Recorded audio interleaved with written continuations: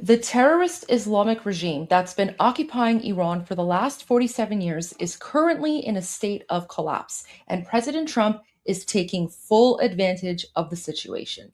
Yesterday, he said that the Islamic regime has agreed to allow the United States to go in and get the nuclear dust. And this has caused a state of frenzy within the various factions of the Islamic regime. I have a feeling that President Trump is saying this because he knows that what he said is going to contribute to the infighting, and the Islamic regime will collapse much more quickly. I'm Goldie Ghamari, former Canadian politician and current human rights activist, and you're watching Goldie Unfiltered.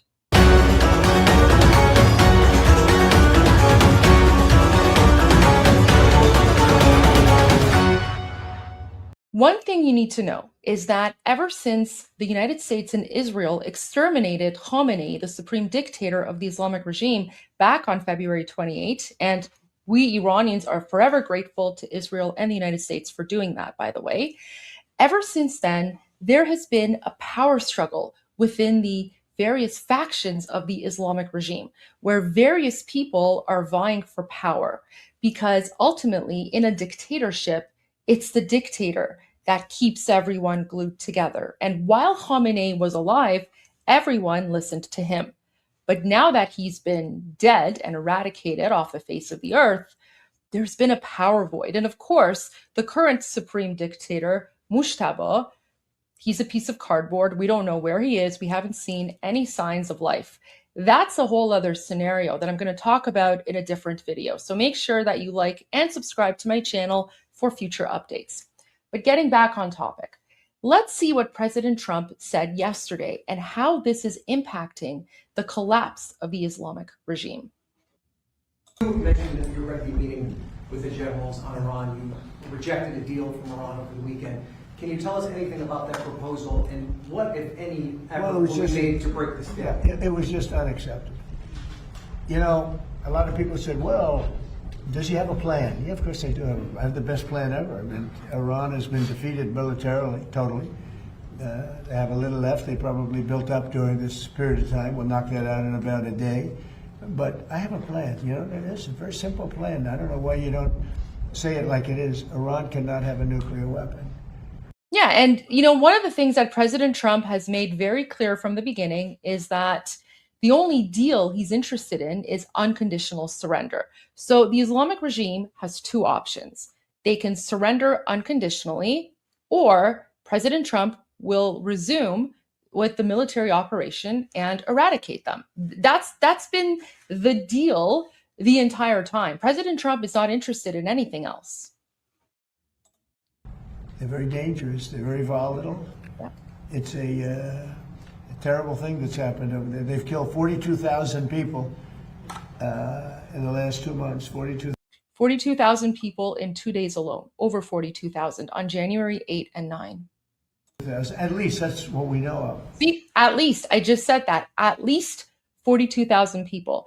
And that's just what we know of officially. And there's a reason that the Islamic regime has shut down the internet and kept the internet cut off, because they don't want the outside world to know how big the massacre of Iranians actually has been. In the last 2 months, 42,000. At least that's what we know of. 42,000 people. They killed numerous people over the last week, but they killed 42,000 people a month and a half ago. They were unarmed protesters, not at all violent protesters. And they started taking them out, shooting them. So we're not going to let them. That's the plan. People say, what's the plan? The plan is very simple. The blockade, first of all, was a part of military genius, just like Venezuela was military genius. We have the greatest military in the world by far. And we're stocked up with great ammunition. We have much better stuff than we did 2 months ago when we first did the attack, which knocked them for a loop. But very simple. Iran cannot have a nuclear weapon. It can't have it.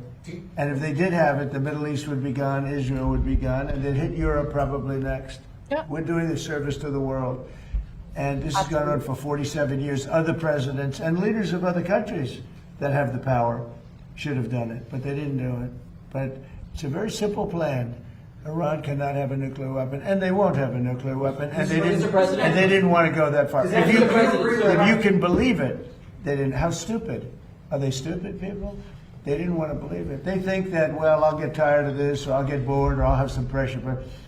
Well, they are stupid. That's true. The Islamic regime, they are stupid, but they're also very manipulative. And the tactic that they're using right now, and I'm glad that President Trump is calling it out, right? Because that's been the tactic of the Islamic regime: lie and delay. So they'll lie and they'll try to delay, and they'll say one thing to your face, but then they'll say another thing behind your back. And that has been the strategy of the Islamic regime. Not only that, but they also have paid propagandists in the West. For example, NIAC, the National Iranian American Council, their main lobby group for the Islamic regime.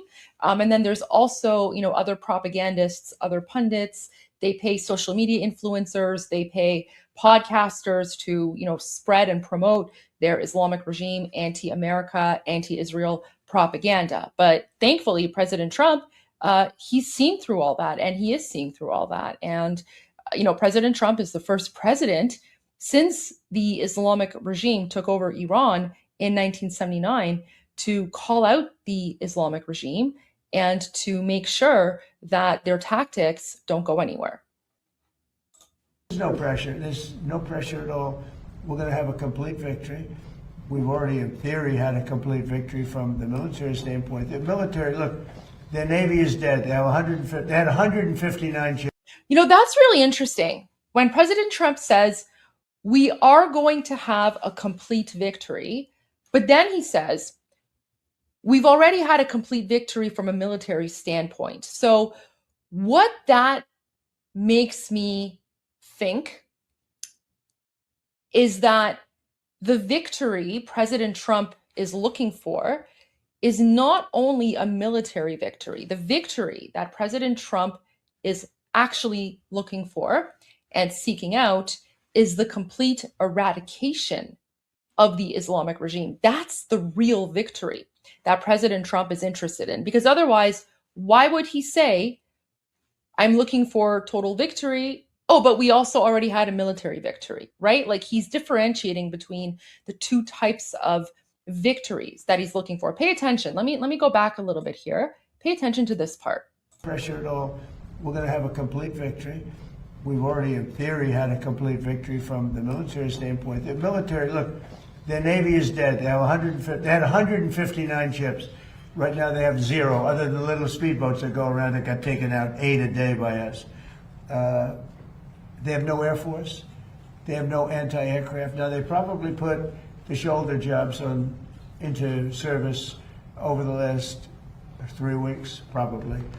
But essentially, they have no anti-aircraft. They have no radar.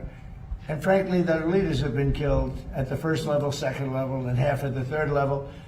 And then they come back and they want to negotiate, and they give us it's a stupid proposal. And nobody would take it, although Obama would have taken it, Biden would have taken it. What they took was far worse. Yeah, they did. So we stopped them twice. We stopped them when I terminated the worst deal probably ever made in the history of our country in terms of defense. That was the Iran nuclear deal by penned by Barack Hussein Obama. That would have given... Yeah, that was the JCPOA. Terrible deal.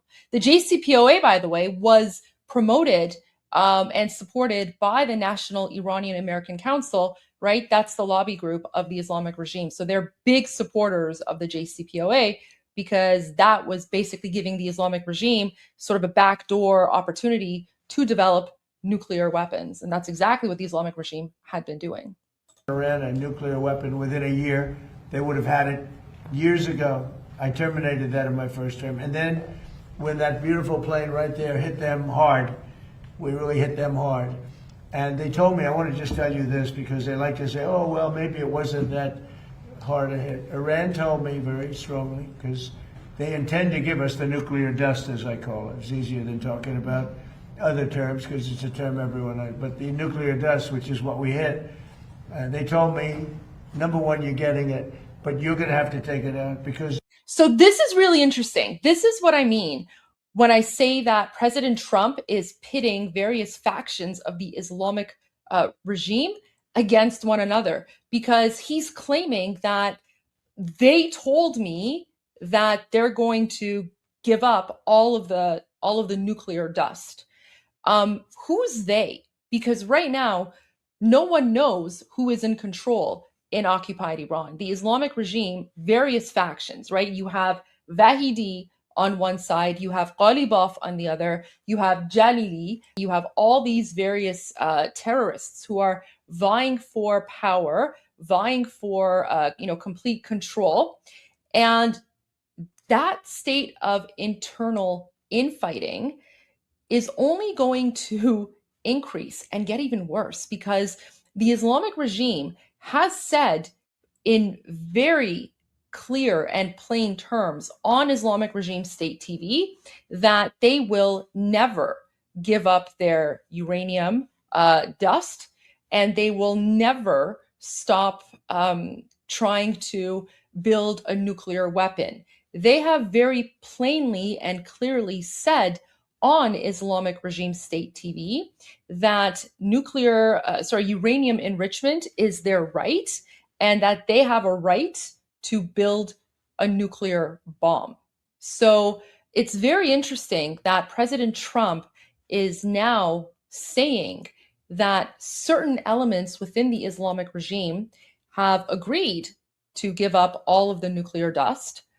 Meanwhile, there are other elements that are very loudly and aggressively saying, no deal, we're never going to allow the Americans to step foot on Iranian soil and to take the nuclear dust. So by President Trump admitting this fact, saying this fact, what he's basically doing is now everyone within the Islamic regime, they're going to be looking at one another. They're going to be pointing fingers at one another and being like, who said this? Who's the traitor?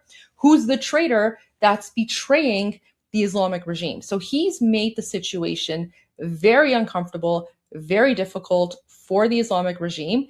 And this is only going to escalate the infighting that we're seeing right now, which will ultimately lead to the collapse of the Islamic regime. So what President Trump is saying here, this is genius. This is genius because if there are internal factions that have told President Trump that they're willing to allow the Americans to come and take the nuclear dust, they probably agreed to that in secret, right? Because they would probably say to President Trump, okay, like we'll agree to this, but don't make it public yet. We'll agree to it. Let's end this, and then you guys can come in. But President Trump, he's just putting it out there because he knows this is going to light a fire within the IRGC. This is going to make them even angrier.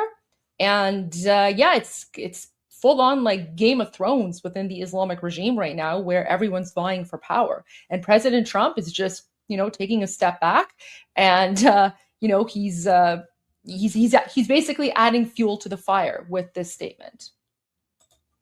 The site was so obliterated that there's only 1 or 2 countries in the world that could get it.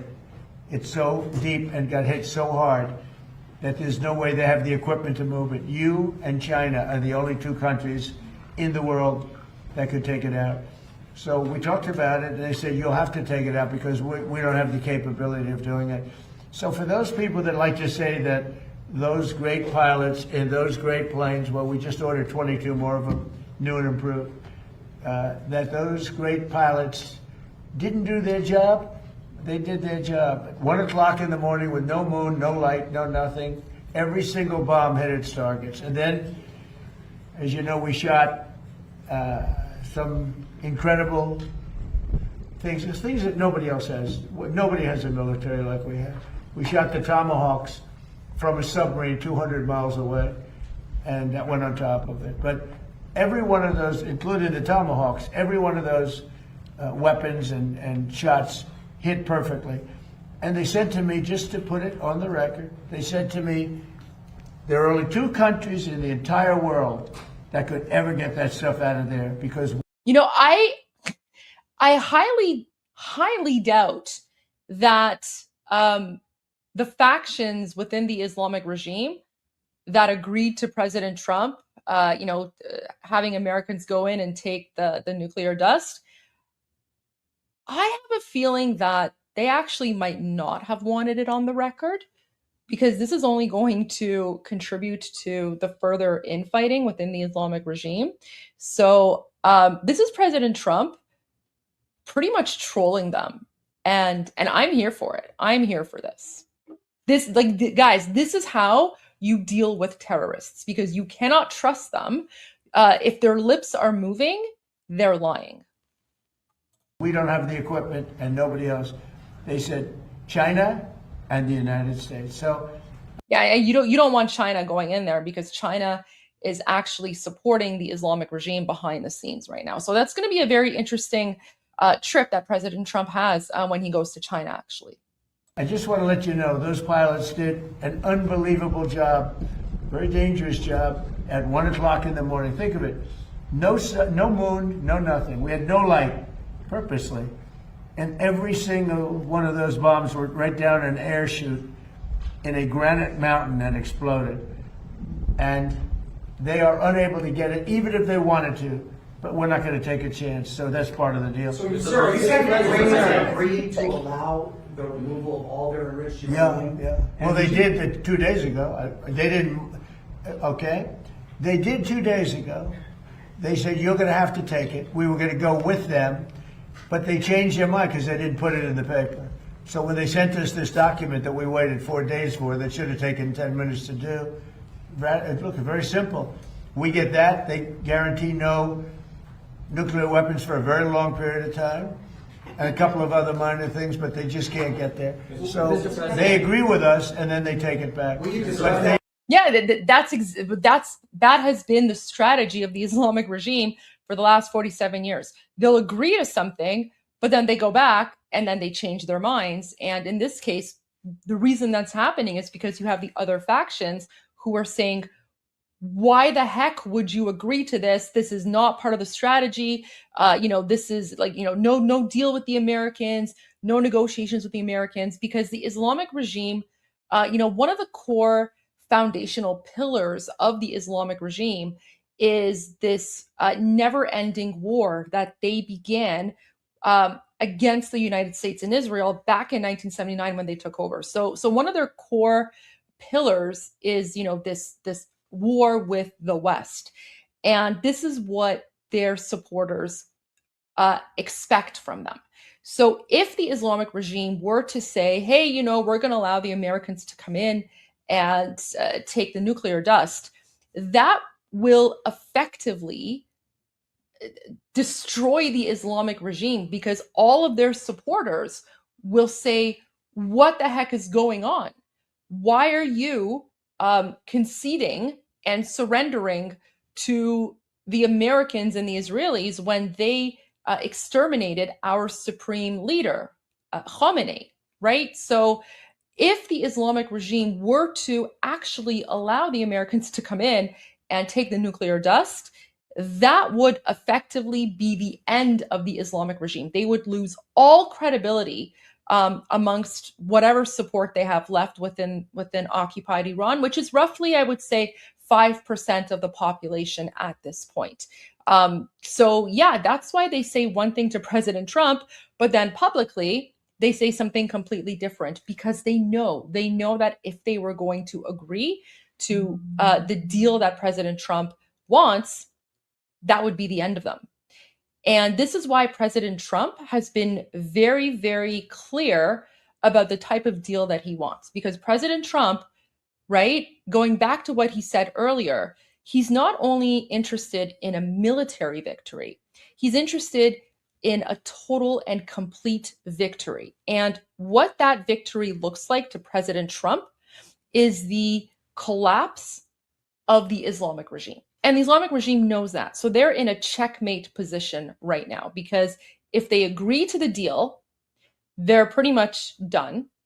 If they don't agree to the deal, they're pretty much done, because the United States are going to exterminate them anyway. So at this point, really, for the Islamic regime, it's just a matter of how long will this continue until either they collapse internally or the Americans go back in. Now, the Islamic regime, they're trying to delay this, right? Because again, the Islamic regime has always survived through lying and through delay tactics. But of course, President Trump is seeing through that right now.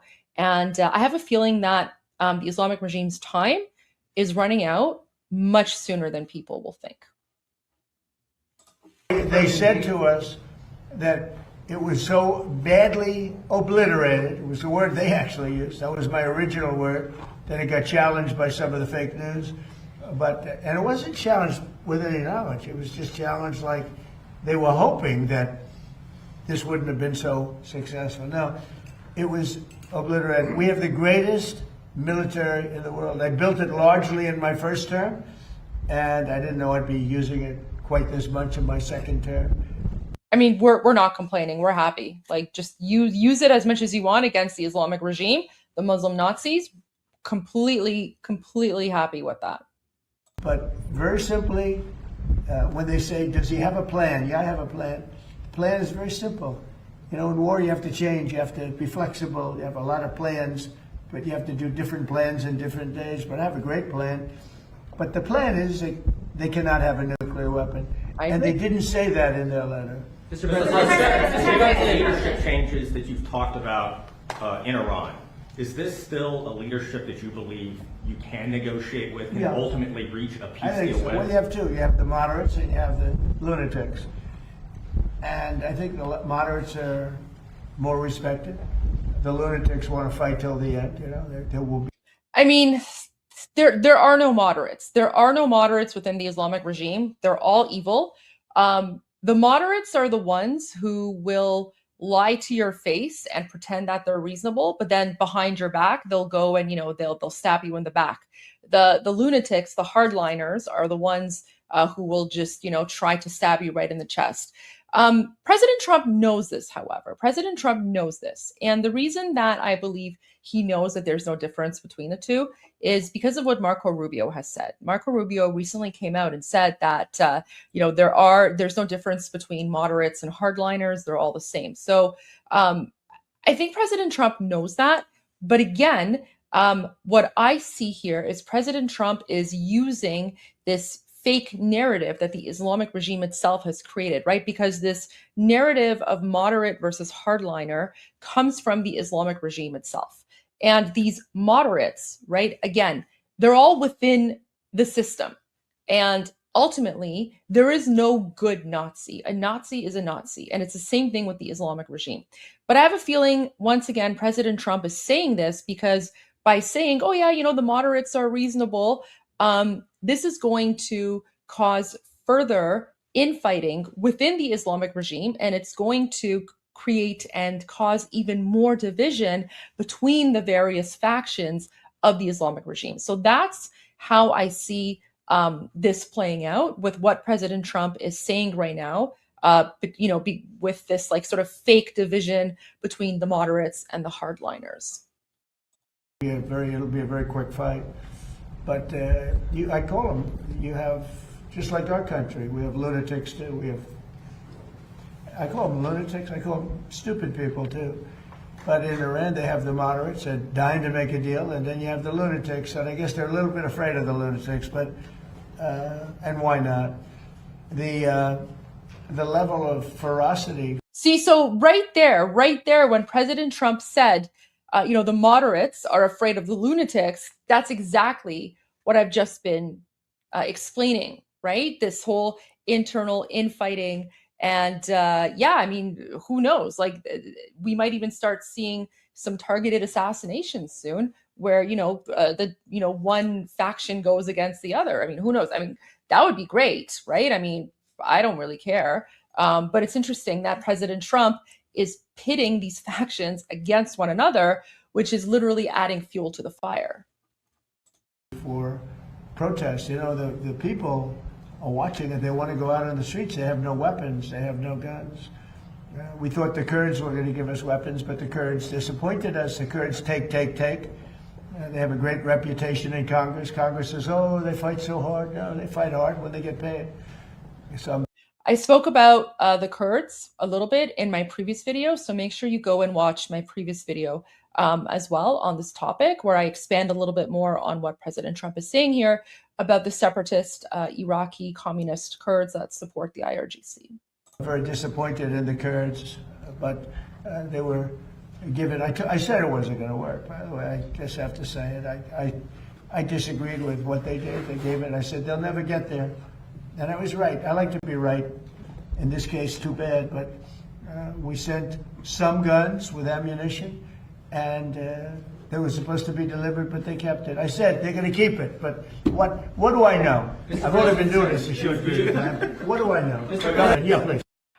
So based on all of that, it's very interesting. President Trump is working on this strategy of pitting the various factions of the Islamic regime against one another. And, again, if we pay attention to what President Trump is saying, he's always said the same thing. He's never faltered. So like even this from today, listen to this. We had a choice. Let these lunatics have a nuclear weapon. If you want to do that, then you're a stupid person, and you happen to be. I mean, I know you very well. Anybody that wants them to have a nuclear weapon is a stupid person. I agree. Anyone who wants the Islamic regime to have a nuclear weapon is a stupid person. And President Trump, by calling out the various factions within the Islamic regime, this is like the ultimate political troll. President Trump knows very well what he's doing. He has the intel. And I have a feeling that we're going to be seeing more of this sort of messaging as we get closer and closer to the final military strike. Because I have a feeling that President Trump knows that you cannot negotiate with these savages. You cannot negotiate with these lunatics. That's what we Iranians have been trying to tell the world for the last 47 years. And I think President Trump knows that. I think he knows that. And so he is just stringing them along because he's waiting for the right moment to strike.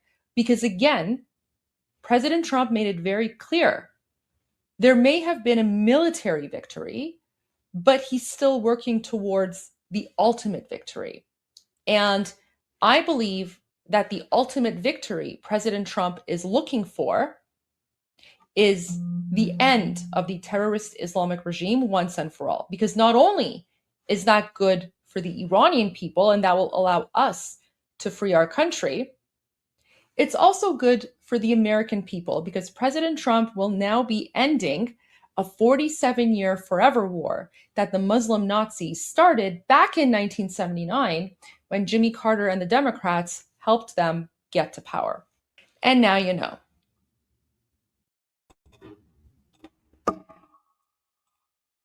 Oops, how do I do this? Oh my gosh, there we go. Hi, everyone. So what did you guys think of my video?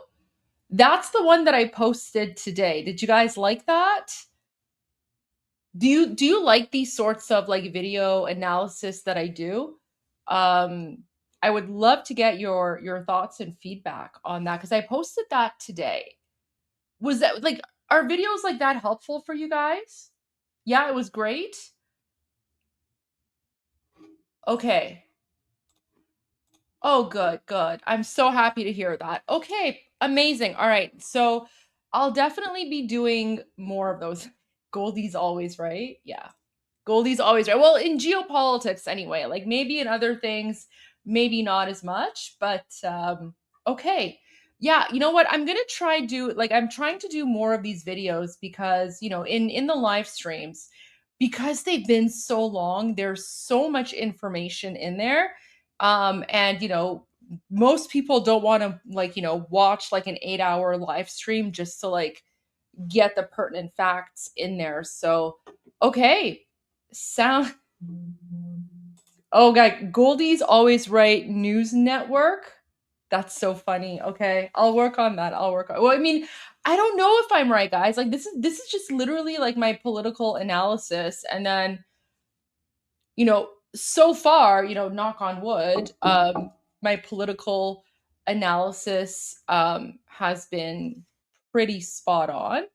I research. Oh yeah, like guys, I'm like a big nerd. Like when it comes to Iran and geopolitics in the Middle East, like research is my bread and butter, right? So it's literally all I do, and I love doing that. So okay, all right. So I'm glad that you guys found that helpful. I will.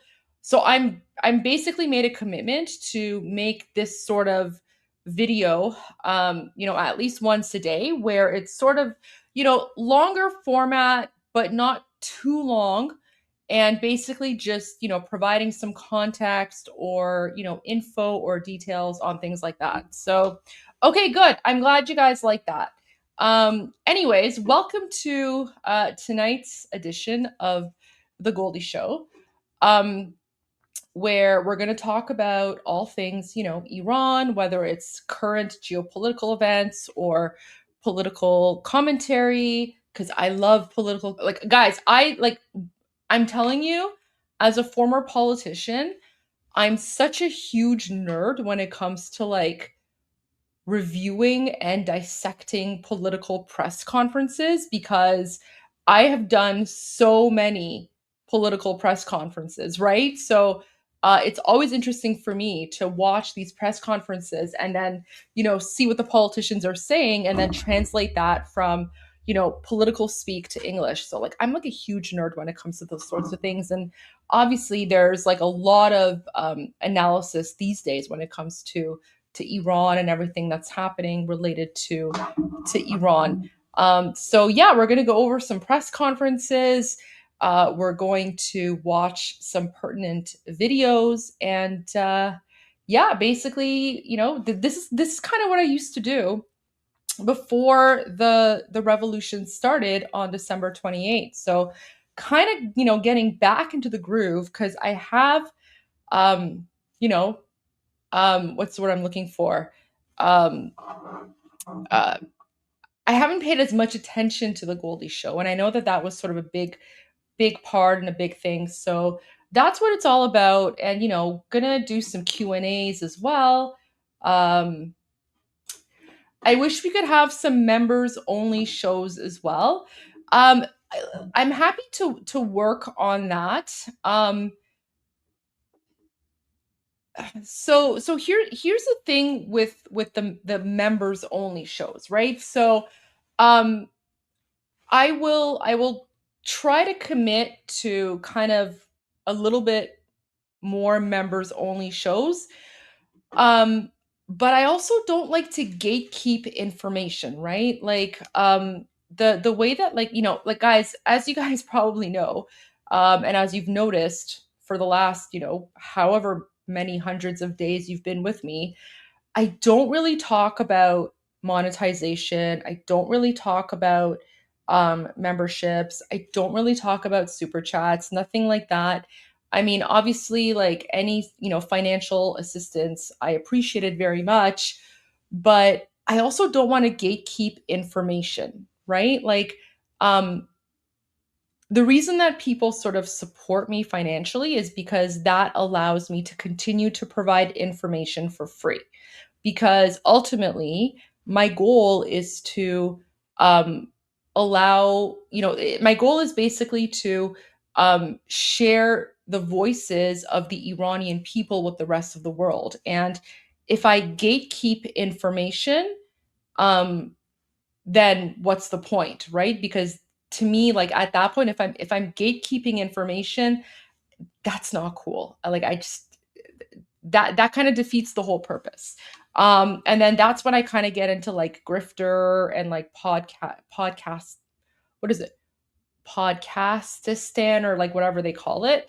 But maybe what I could do, Cyrus, is maybe I can do some sort of compromise where I can do, because I also want to make sure that there is, value added for YouTube members, people who are supporting me financially. So maybe what I could do is, and let me think about this and see how it works. But maybe once or twice a week, I'll do a live stream where everyone can watch, but only members can comment. And then that way I can just focus on, members only questions and answer the questions of, YouTube members. But at the same time, everyone can have access to the questions and to the information.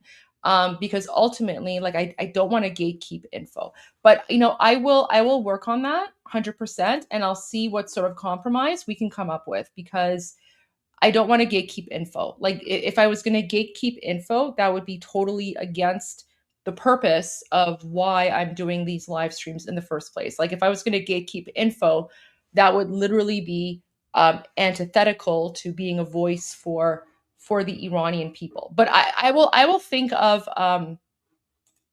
okay, so Tree Vermin says, I'm a member so I can keep getting the word out. I agree. Info shouldn't be behind a paywall. Thank you. Yeah, like that's kind of how I view this, right? So for me, the memberships, and I think I explained it there. It's like the membership is basically just to allow me to continue giving the info for free, right?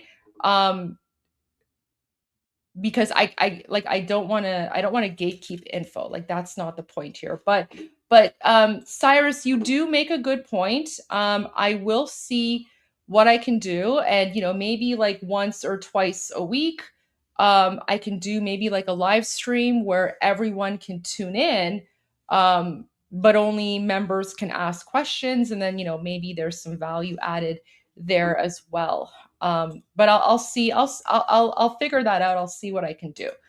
So thank you so much for that. Tree Vermin, you're the only channel I pay to. Oh, thank you. I appreciate that. That's very kind of you. Yeah, like I could, maybe have the members choose the topic. Yeah, you're absolutely right. Okay, so I will definitely, work on that 100%, because I think it's important to add some sort of value added benefit there. But the last thing I want to do is gatekeep info. Like, I'm never going to gatekeep info, because that would just, sorry. Okay, guys, by the way, so in true Goldie show tradition, tonight's bubbly, before I open it up, tonight's bubbly is raspberry flavored bubbly. So there you go. So that's tonight's, that's my flavor for tonight's drink. So cheers. Okay. Oh, we have a super chat from Ben. Ben Valentine says, please look into Mohammad Ghalibaf's son Isak's time in Australia, where he lived, studied, worked, and secured properties despite his family's actions. Let me make a note of that. Unfortunately, that is definitely a reality for many children of the Islamic regime, where they have essentially stolen millions of dollars that belong to the Iranian people, and they have immigrated to various countries around the world, and they're living lavish, luxurious lives off of the blood money of Iranian people, while Iranians are being murdered every day. So let me just make a quick note of this. Actually, I'm going to do something which is probably going to be easier. Let me screenshot this. I'm going to screenshot your post, and then that way I can keep track of that. All right, thank you, Ben. So I will certainly look into that. So, all right, guys, how's everyone doing tonight? So I have been dying to watch this episode of Mark Levin. I know we kind of watched it in pieces here and there, but I've been meaning to watch the whole thing, especially since President Trump posted clips of this. And I spoke about this in an earlier video. So guys, get comfy, because we're going to one of my favorite commentators, the one and only Mark Levin. So here we go. And I'm looking forward to commenting on what Mark Levin has to say, because he always has some excellent input and advice. And oh wait, guys, before we go to that, I also do have some interesting breaking news. So JD Vance, earlier today, he was at a press conference, and JD Vance said, I agree with the president that Iran should not have a nuclear weapon. So let's just watch this really quickly. Look, I agree with the president that Iran should not have a nuclear weapon. We're obviously engaged in a very aggressive and very engaged diplomatic process to try to ensure that that doesn't happen. And the president has a lot of options. As he said repeatedly, there are options diplomatically, there are options on the military side. But the fundamental goal here is the president wants to make the world safe, but particularly the American people safe from Iran having a nuclear weapon. And one final point I'll say on that is the nuclear proliferation is one of those challenges that people don't realize. It's the biggest threat to America's national security, and it's not obvious until it is. Because what happens if Iran gets a nuclear weapon? Then multiple Gulf Arab countries are going to want to get a nuclear weapon. Then multiple countries from there are going to want to get a nuclear weapon. The goal of preventing nuclear proliferation is probably the single most important thing that we can do to keep our people safe for the long term. It's absolutely a worthy goal. But of course, the president and I and the entire team, we care about the American people's financial situations. It's one of the reasons why we passed the working families tax cut. It's one of the reasons why we're so focused on fraud. We care about how the American people are doing economically. We've also got a number of other challenges. Of course, the president has to confront all these challenges simultaneously. There you go. So very good statement, very good response from JD Vance. Okay, let's go here. Mark Levin, and this is Life, Liberty, and Levin Saturday. Hello, America. I'm Mark Levin, and this is Life. Wait. Before we do that, let me just check something really quickly, because I want to make sure. Okay, no, Sean Hannity's at 9 p.m. Although, you know what? Jesse Waters is also coming up at 8 p.m. So we might want to do a little bit of a sneaky watch on Jesse Waters just to see what he has to say about Iran, because the last few nights he's had some very interesting info about the Islamic regime. So, all right, let's go back to Mark Levin, but I will keep an eye on Fox News as well. Liberty and Levin Saturday. Welcome to the program. Hello, America. I'm Mark Levin, and this is Life, Liberty, and Levin Saturday. Welcome to the program. You know, President Trump has done something no president dared to do in the last half century. He, with our ally Israel and their great Prime Minister Benjamin Netanyahu, has destroyed the Iranian regime's military, the immediate nuclear threat, and most of the missile systems which were used to terrorize surrounding nations. If I told you that would have been accomplished in a few days, or even a few weeks, you wouldn't have believed me. And yet, for some reason, we act like this hasn't been a spectacular military success. That said, the knowledge on how to develop nuclear weapons and ICBMs, along with assistance from countries like China, Russia, and North Korea. Isn't it interesting that President Trump is currently in China? Oh my gosh, I wish I could be a fly on the wall during those conversations between President Trump and Xi Jinping. Is it Xi Jinping? Gosh, everyone just calls him Winnie the Pooh. I just always forget. Yeah, Xi Jinping. There you go. I would love to be a fly on the wall, and to know what they're talking about. But I have a feeling that there's a very good reason that President Trump is taking both Scott Bessent and Marco Rubio with him. Scott Bessent is obviously a genius when it comes to the economic side of things.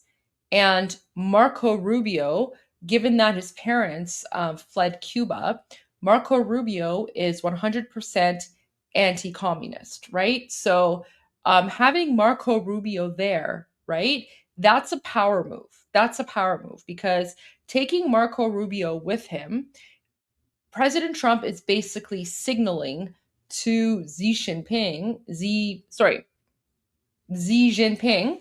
that they have zero tolerance for communist BS, right? And Marco Rubio is not afraid to call that out. So it's very important to pay attention to the people that President Trump is taking with him. Scotty B and Marco Rubio.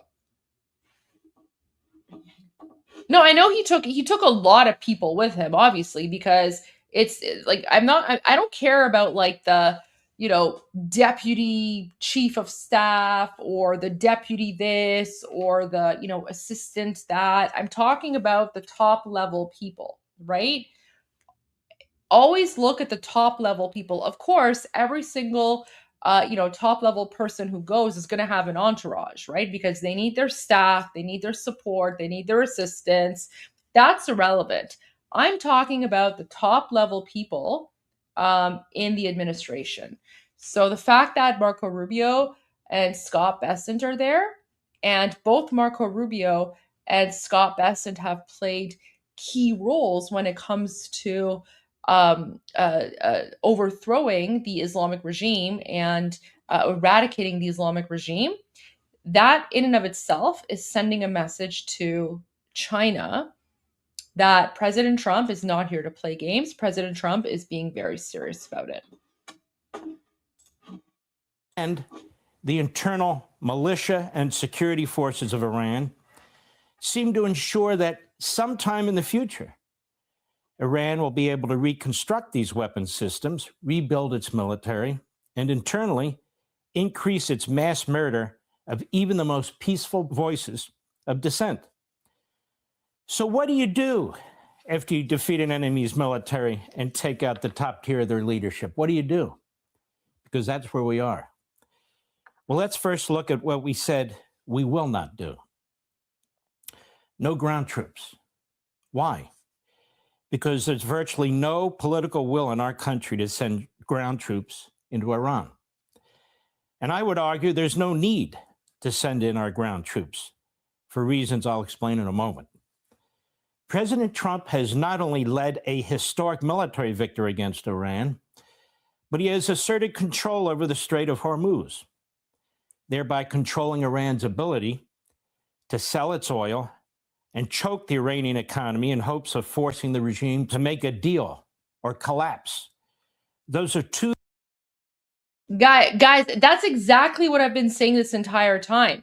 President Trump is only interested in either a deal or collapse. And the deal that President Trump is interested in is unconditional surrender. So Mark Levin here is saying the exact same thing.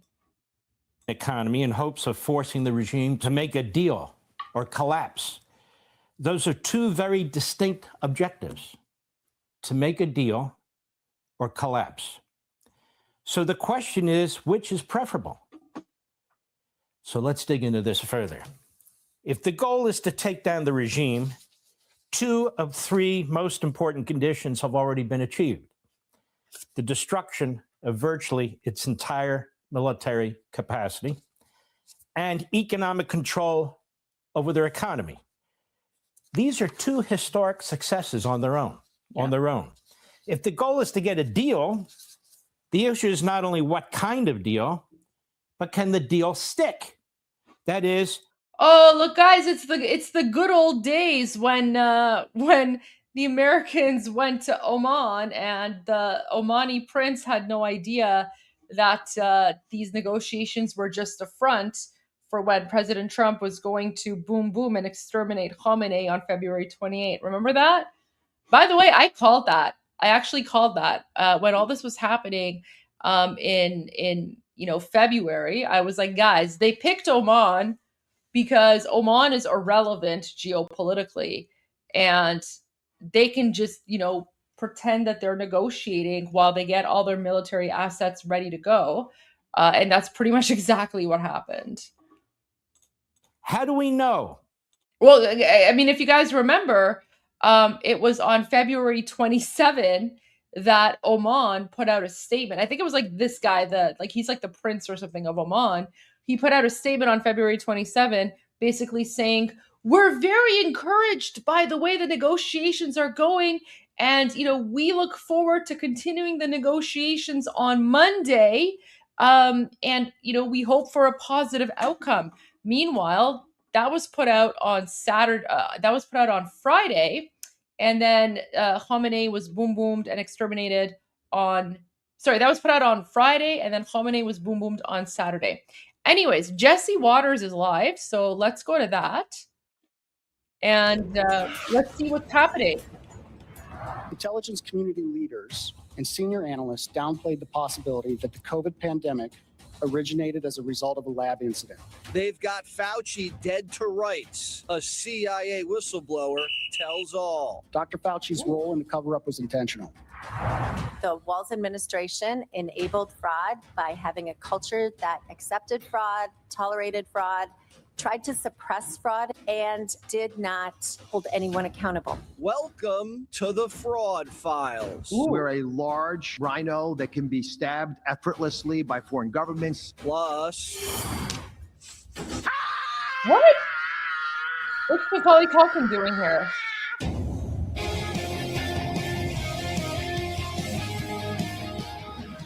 Okay. Effortlessly by foreign governments. Plus... Wait. What's going on?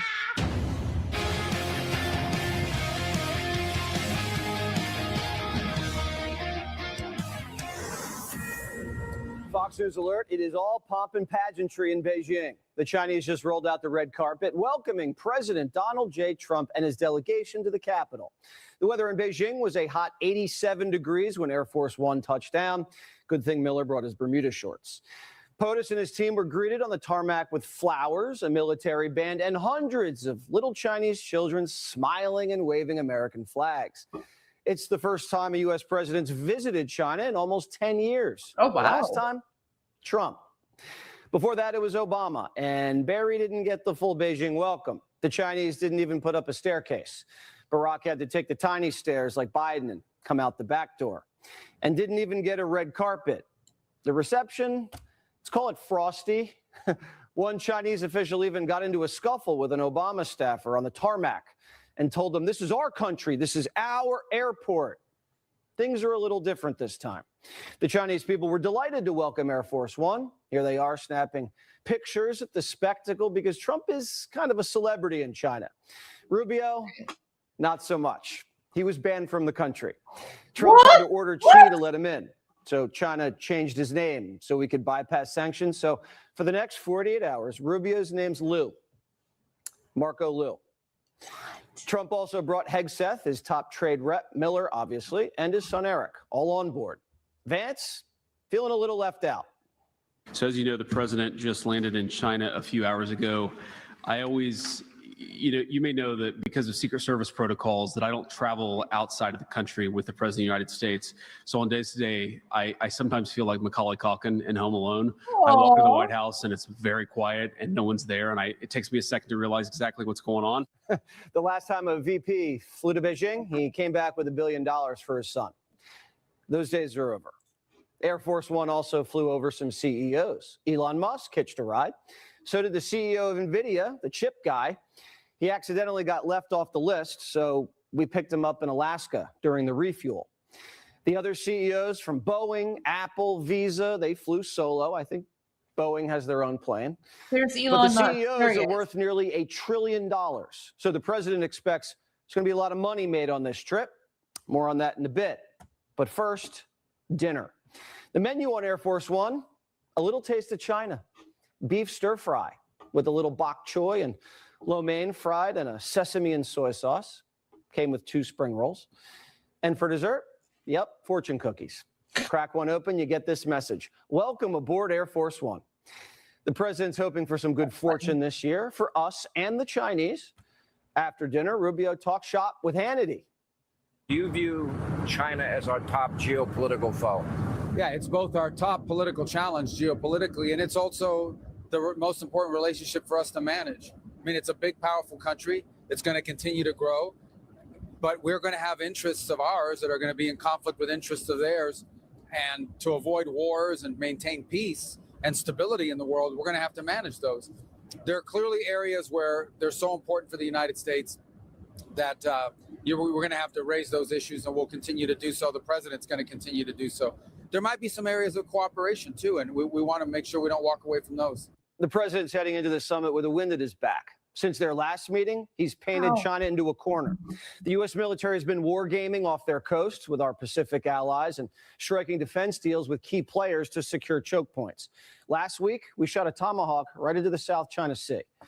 And on the day today, Trump touched down, Taiwan's conducting defense exercises, testing out their tanks and javelins.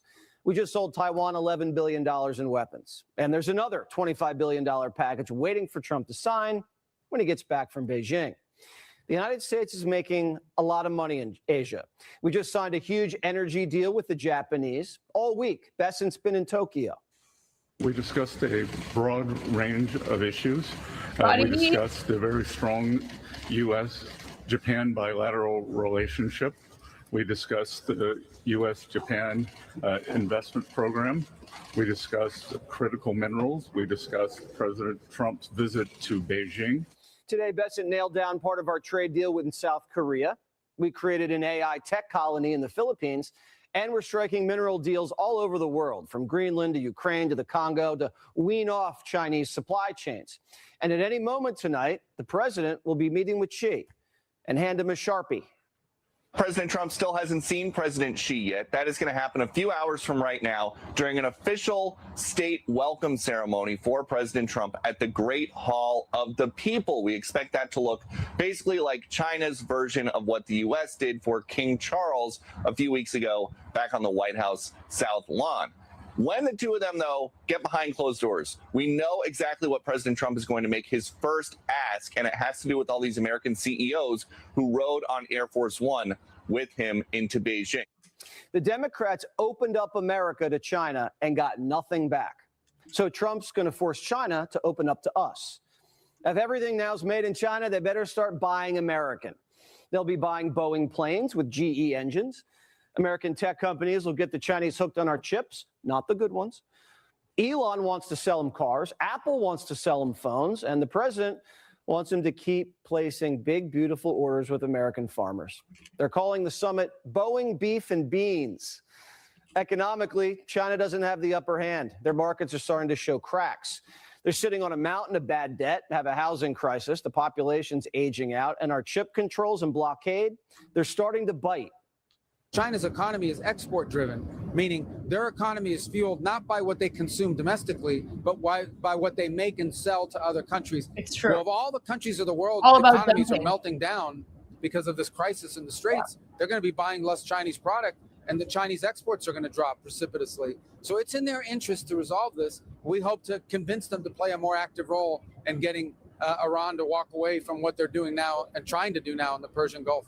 We kicked the Chinese out of the Panama Canal and took their two biggest black market gas stations, Iran and Venezuela, offline. The Middle East is an American sandbox. We have the Jews and Arabs on the same side. And China's reliance on straits has been exposed big time. The Chinese have ships stuck in the Persian Gulf because setting up a system that says we're going to let certain ships through but others not, it's easier said than done. And you saw a Chinese, not Chinese flag vessel, but it was a Chinese cargo, got hit over the weekend. I'm sure Iran didn't do it deliberately, but they did it. It happened. And so that's why these Chinese ships are stuck in there. The Chinese need an open strait much more than we do. We could restart Project Freedom tomorrow and help the Chinese tankers sail out. But what are they going to do for us? Is Xi going to call the gay Ayatollah and tell him to cut a deal? I love Trump how he says we calls don't him even the need gay China's help. Ayatollah. That's Trump's so wall of funny. steel is stronger than the Great Wall of China. So it's a battle of wills. We need the uranium, and they need the strait open. The vice president gave us a little update on peace talks. Listen. He needs to feel confident that we've put a number of protections in place such that Iran will never have a nuclear weapon, right? That is the question. Do we meet that threshold or not? I think that we've made a lot of progress since we left Pakistan. I thought we made some progress in Pakistan, but we've made more since then. But that is fundamentally what we're negotiating towards, is we want to be able to look the American people in the eye and say with confidence that you are not going to have to worry about this very, very dangerous regime having access to the most dangerous weapons in the world. Peace is in everyone's interests. Iran's, China's, the United States. Instead of making war, we can make money. But the president will be firm on fentanyl, hacking, and espionage. And China knows Trump won't buckle on Taiwan. The United States is still the superior military and economic power. We're adding 3 bases in Greenland and getting 5 brand new icebreakers to kick the Chinese out of the Arctic. Plus, we just beat them to the moon and brought home the hockey gold. That's true. Donald Trump was the first president in decades to confront the Chinese. And he's got an average of about 50% tariff rate still slapped on. And Operation Economic Fury means the Chinese will face an oil embargo if they ever decide to get cute. But the president has also cultivated a strong and genuine relationship with Xi Jinping. And he's managed to navigate the last decade with the Chinese well, besides the China virus. More on that later. So all eyes on Beijing tonight as the summit kicks off at any moment. Anything could happen. Jackie Heinrichs, our senior White House correspondent. Jackie. Hey, Jesse, we got off Air Force One pretty late last night, local time. I made it to this hotel where I'm staying around what would have been 1 PM local for you. We have not talked to the president since he left the U.S. and spoke to reporters on the South Lawn of the White House.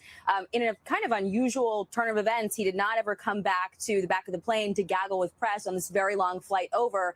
He might have just been having a really great time with Elon Musk and Jensen up in the cabin there. But that means that we have not heard an update from him directly on what he plans to raise when he meets with Xi Jinping later on today. They're going to have this big grand arrival ceremony. And then later on, they'll have a bilateral meeting, which press are also not going to be allowed into. And unlike meetings with other authoritarian leaders, Putin, for instance, there is not a joint statement plan to the press. We don't plan to get any sort of remarks from the two of them together. So we'll have to hear from the president when he speaks to Brett Baier and Sean Hannity about what went down behind closed doors.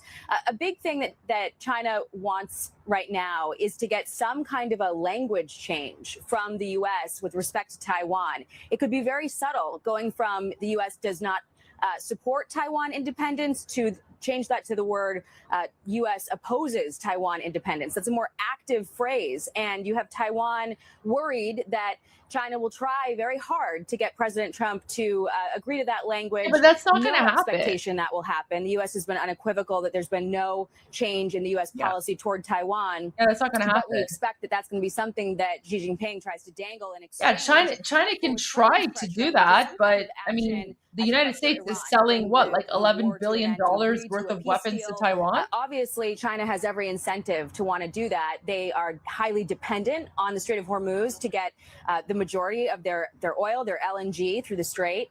And yet they still have not played any sort of active role in pressuring Iran to agree to anything. And in fact, there were reports over the last few weeks that they might have been trying to provide some kind of aid to them. So they could take a much greater. Yeah, they were through their ships and their cargo planes. Down, but they so far have not. And as you mentioned, a lot of American farmers are watching this because they want President Trump to pressure Xi to fulfill his commitment to buy those millions of tons of soybeans. They are the biggest importer of American soybeans, and they agreed to that in the November agreement. But so far, there's a lot more they have to fulfill. So those are 3 topics we hope to get a readout on after these two leaders of these 2 countries meet.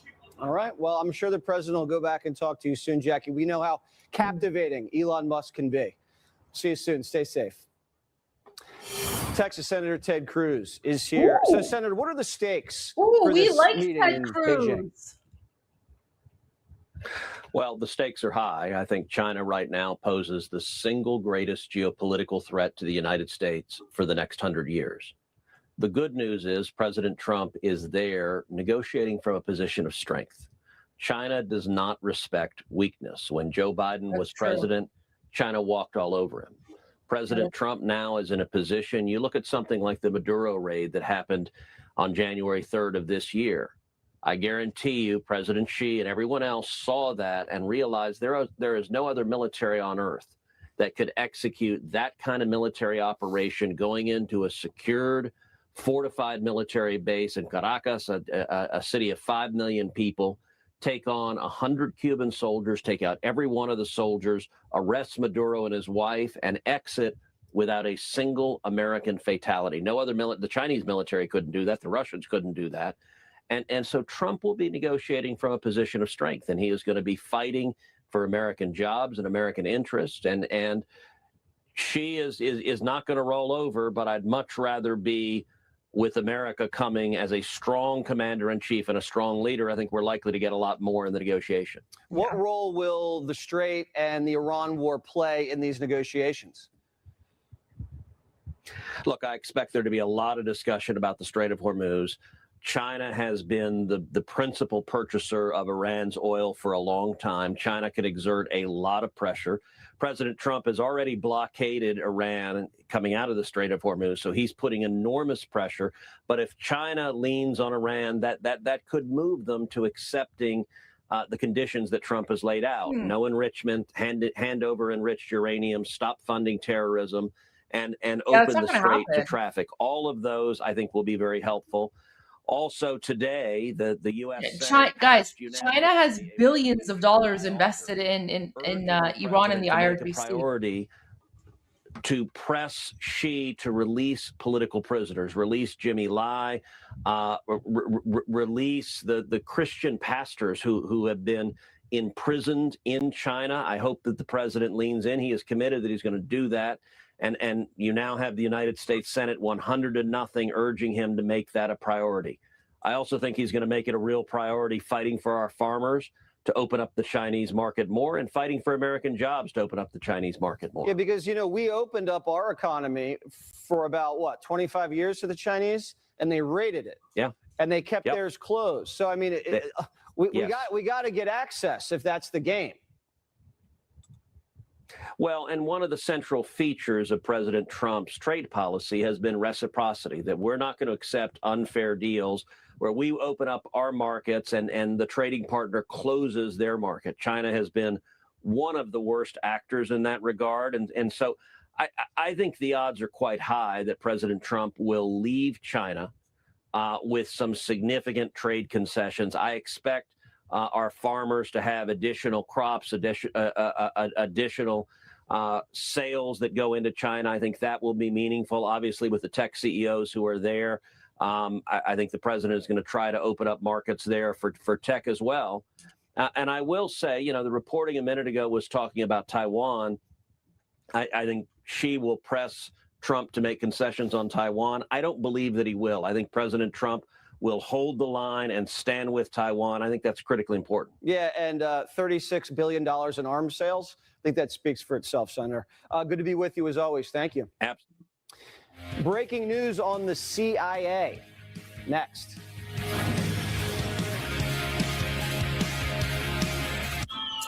Even the toughest cowboys get Wow. heartburn, but I don't fool around. Okay, so that was pretty interesting. The part that I was not expecting, guys, was the part about Marco Rubio. I mean, so I knew that Marco Rubio is full on like anti-communist and he speaks out against it. And I knew that by, you know, President Trump taking Marco Rubio, that's, you know, like a power play, right? And I said that before we watched Jesse Waters. But what I didn't know was that Marco Rubio had actually been sanctioned by China, and yet President Trump took him anyway. And President Trump said to Xi Jinping, I don't care what you think, Marco Rubio is coming. And so, guys, that's like an even bigger like political power play. Oh my gosh.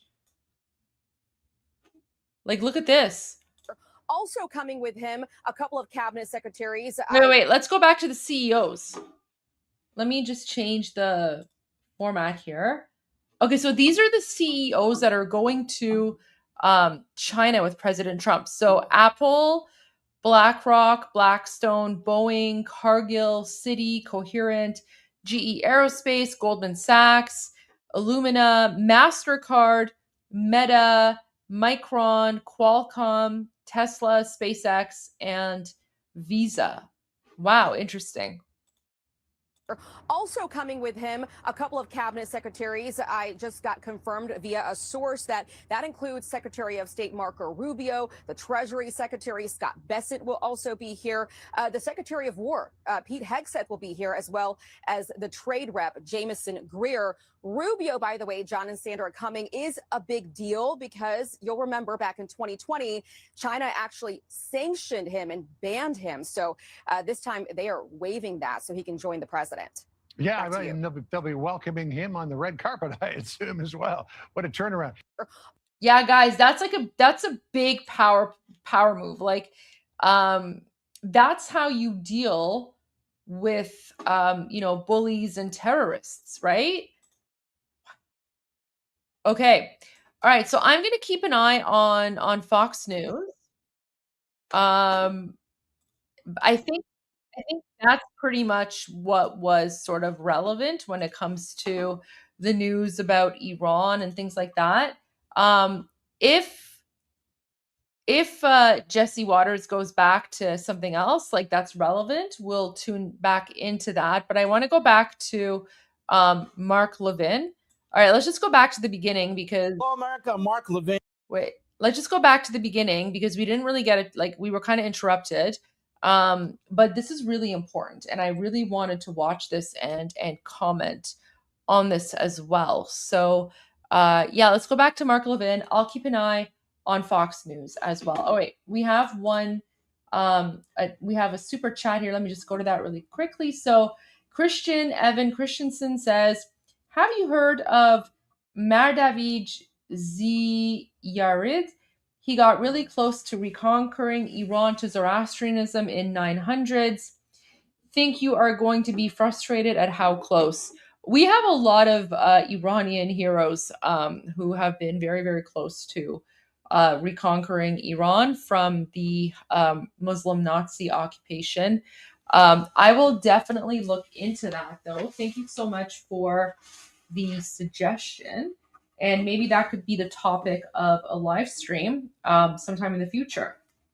Let me just make a note of this. Mardavij Ziyarid. Okay.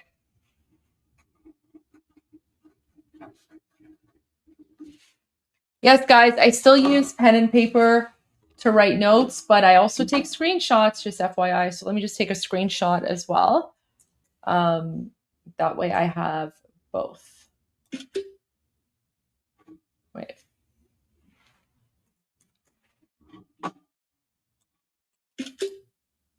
Oh, that didn't work. Shoot. There we go. All right. So now let's go to Mark Levin. And like I said, I'm keeping an eye on Fox News and on breaking news, but I've been meaning to watch this episode of Mark Levin, like the entire episode, for a while. Still haven't been able to do so, but I'm really interested to hear what he has to say. So let's go. Hello, America. I'm Mark Levin, and this is Life, Liberty, and Levin Saturday. Welcome to the program.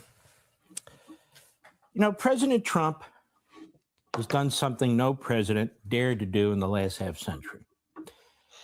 He, with our ally Israel and their great Prime Minister Benjamin Netanyahu, has destroyed the Iranian regime's military, the immediate nuclear threat, and most of the missile systems which were used to terrorize surrounding nations. If I told you that would have been accomplished in a few days, or even a few weeks, you wouldn't have believed me. And yet, for some reason, we act like this hasn't been a spectacular military success.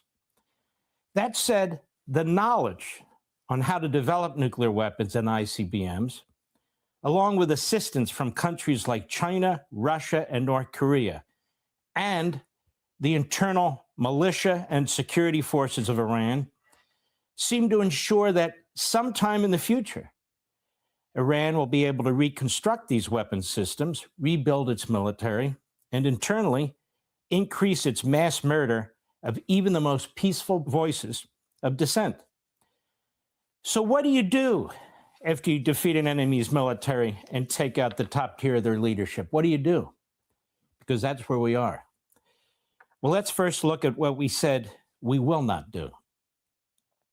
No ground troops. Why? Because there's virtually no political will in our country to send ground troops into Iran.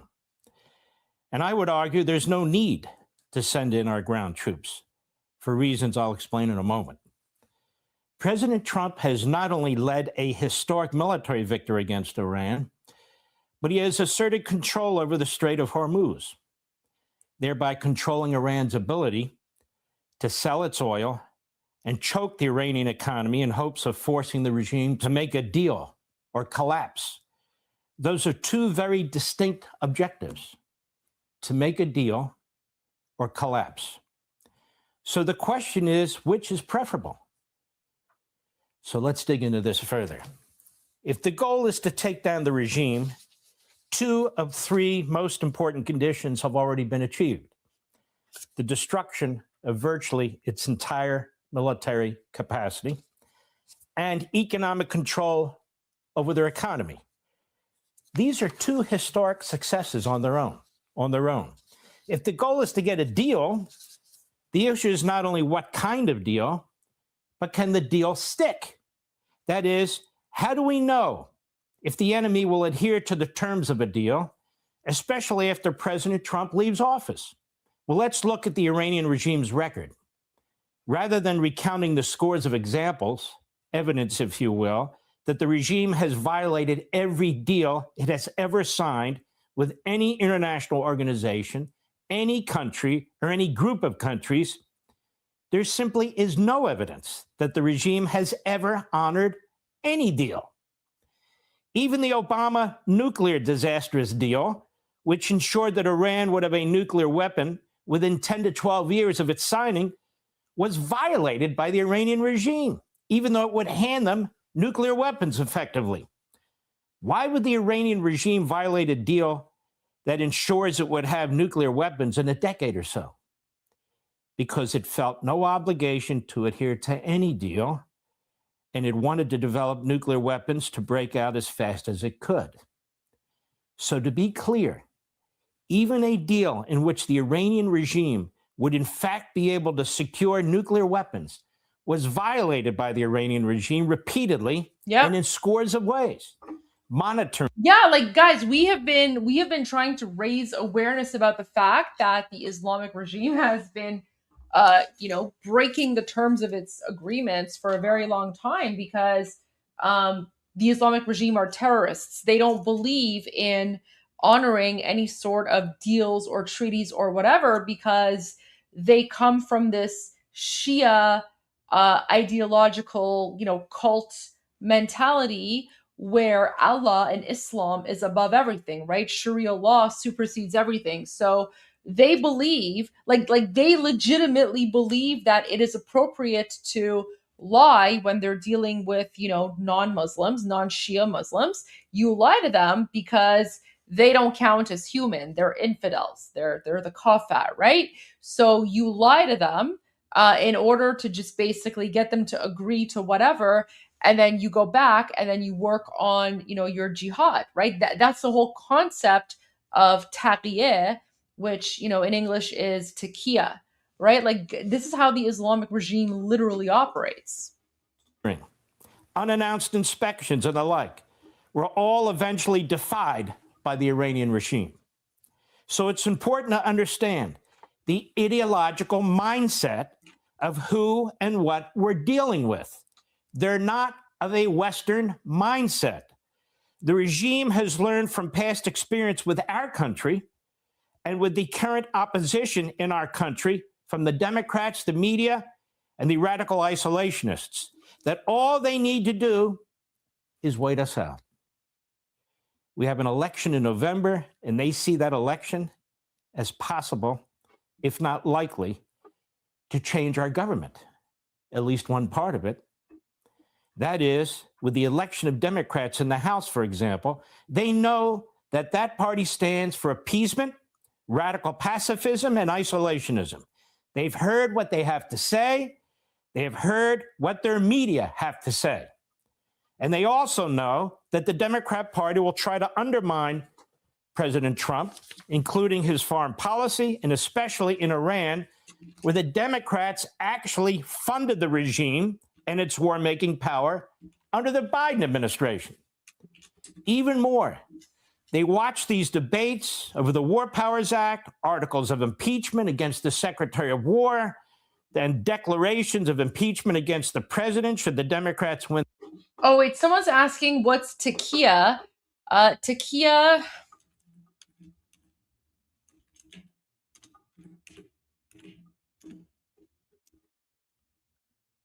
Yeah. Oh.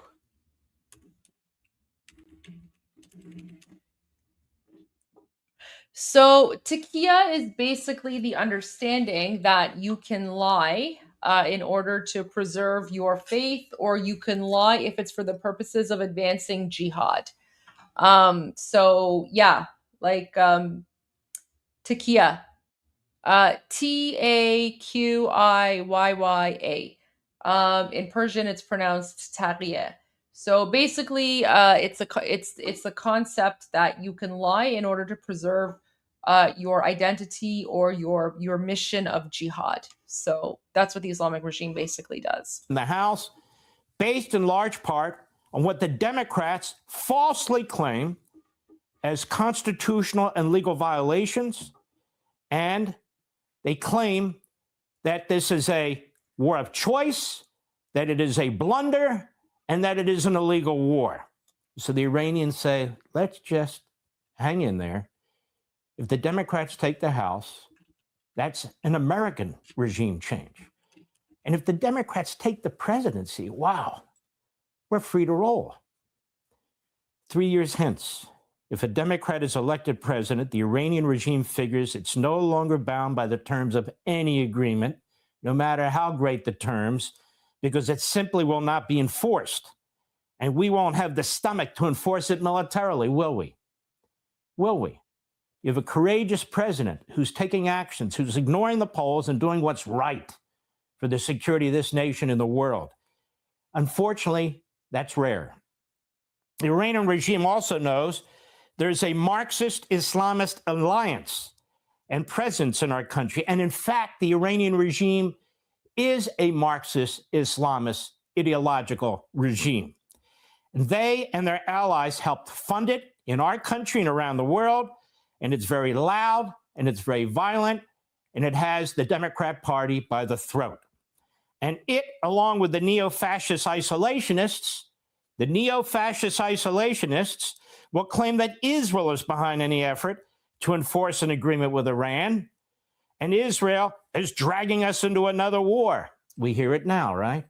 We cannot ignore the dark storm clouds of anti-Semitism that are now hanging over our country and have a strong foothold in the Democrat Party, the media, the academia, and this radical isolationism.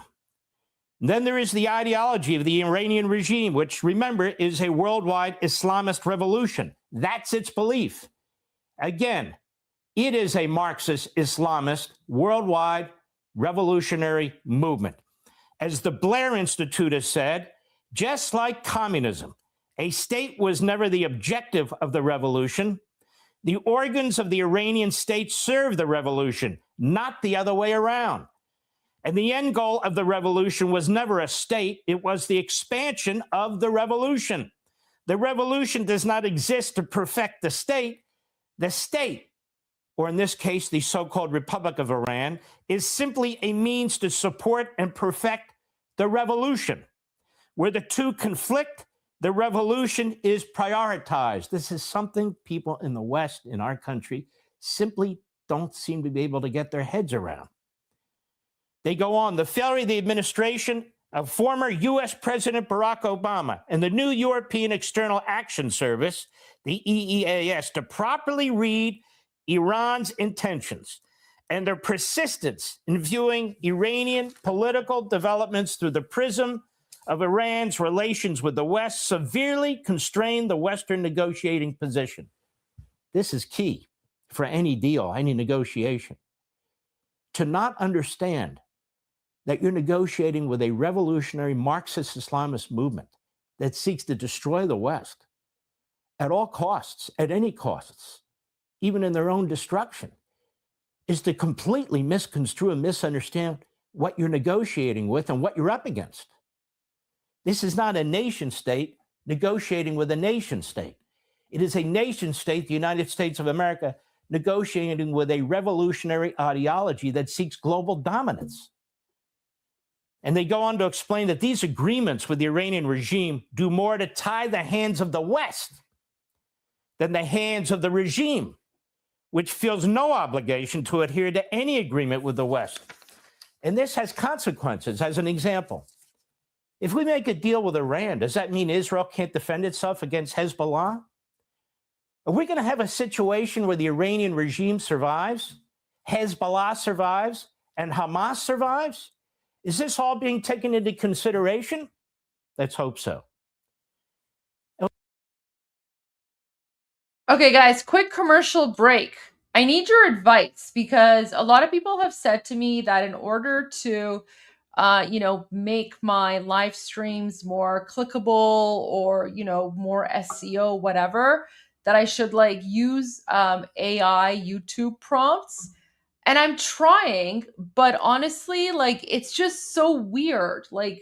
I can't do AI YouTube prompts. The YouTube thumbnails. No, it's not a Rickroll. The YouTube thumbnails that ChatGPT is making for me, they're just so weird. Look at this. So I wanted I watched some videos earlier today, and I was try to generate some videos for me. I was using ChatGPT, okay? Look at this. What is this? So this is the first one, and I was no, this isn't good. So I gave a different prompt, and then they made this one. Look how scary this is. Imagine if this was my YouTube thumbnail. People would look at this and they would just want to ban my channel. They would just be ban, block, report or something, right? So this was sort of supposedly an AI generated thumbnail. And then there was this one, which is I don't know. I guess it kind of looks like me, but what's going on here? It just looks like Iran is on fire and it's just weird AI stuff, right? No, I'm not going to use these. I'm not going to use these, but it's just like, it's weird. And then I was like, you know, make it look more realistic. And then they made this one. I mean, this one's kind of cool, I guess, right? And then there's this one, and then finally like this one. And I'm like, I don't know, man. Like AI is weird. AI is weird. So I don't know. I think I'm just going to keep like my simplistic you know, YouTube thumbnails. They're probably not as like SEO relevant or something, but yeah, I'm still working on that. I'm still trying to figure it out because like I don't know, apparently like one of the tricks to like, you know, getting more views on videos is to have some sort of like catchy YouTube thumbnail. And my YouTube thumbnails are not really catchy. They're just basically like just pictures of me, right? Like I basically just take a screenshot of me, right? So I don't know. Let's see how it works out. But I'm not a fan of the AI generated. I'm not a fan of the AI generated thumbnails. Although there was one that I actually liked and I thought was kind of funny. Let me bring that one up for you guys. So, where was it? Oh yeah, it was this one. So, okay, so since you guys are here, I'll give you like a sneak peek. I'll give you a sneak peek of the video that I'm going to be posting tomorrow. And then I asked YouTube to make like a viral like thumbnail for me. And then this is what they made. What do you guys think of this? This is crazy. So I'm basically working on making a commentary video of like my most viral moments on Piers Morgan, where, you know, I kind of replay some of the arguments that I have and, you know, where I call out chunky yogurt and Morandi or whatever. And then I put like a prompt in like Chat GPT, and then this is what it came up with. But I don't know, like this is just this is too much for me. This is so funny. Should I use this? I don't even know. I don't know, but there you go. So since you guys are all here, there you go. You guys have like the insider info. So my next video tomorrow is going to be where I sort of go over some of the propaganda that I've exposed on Piers Morgan. So there you go. I don't know. I'm still trying to figure it all out because again, like I'm not a YouTuber. Like I'm, you know, I kind of still view myself as a politician, even though I'm not technically a politician anymore. But yeah, like, you know, it's just the political commentary stuff. So I don't know. We'll see. I have to figure it out. I actually prefer like real images to like AI stuff. But yeah, anyways, all right, let's continue with Mark Levin. That was just a little commercial break because I just wanted your thoughts on that. Okay, so you say, Mark, okay, well, what if there's no deal? Or if a deal short of the unconditional surrender that we had mentioned? You know what? Maybe I'll do a poll. Let me do a poll. You know what? I do feel like it's not really me. You know what? Actually, I don't even need to do a poll.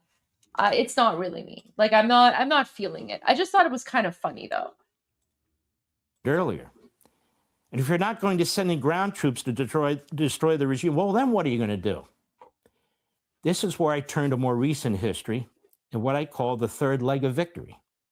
In addition to the historic military and economic actions, there must be steps taken to destroy the regime internally. After all, the Iranian regime has an elaborate police state, an internal security force that is armed and well-trained and is critical to the revolution. In fact, the regime has been importing militia from Iraq and elsewhere to reinforce its internal security force. So what do we do about this?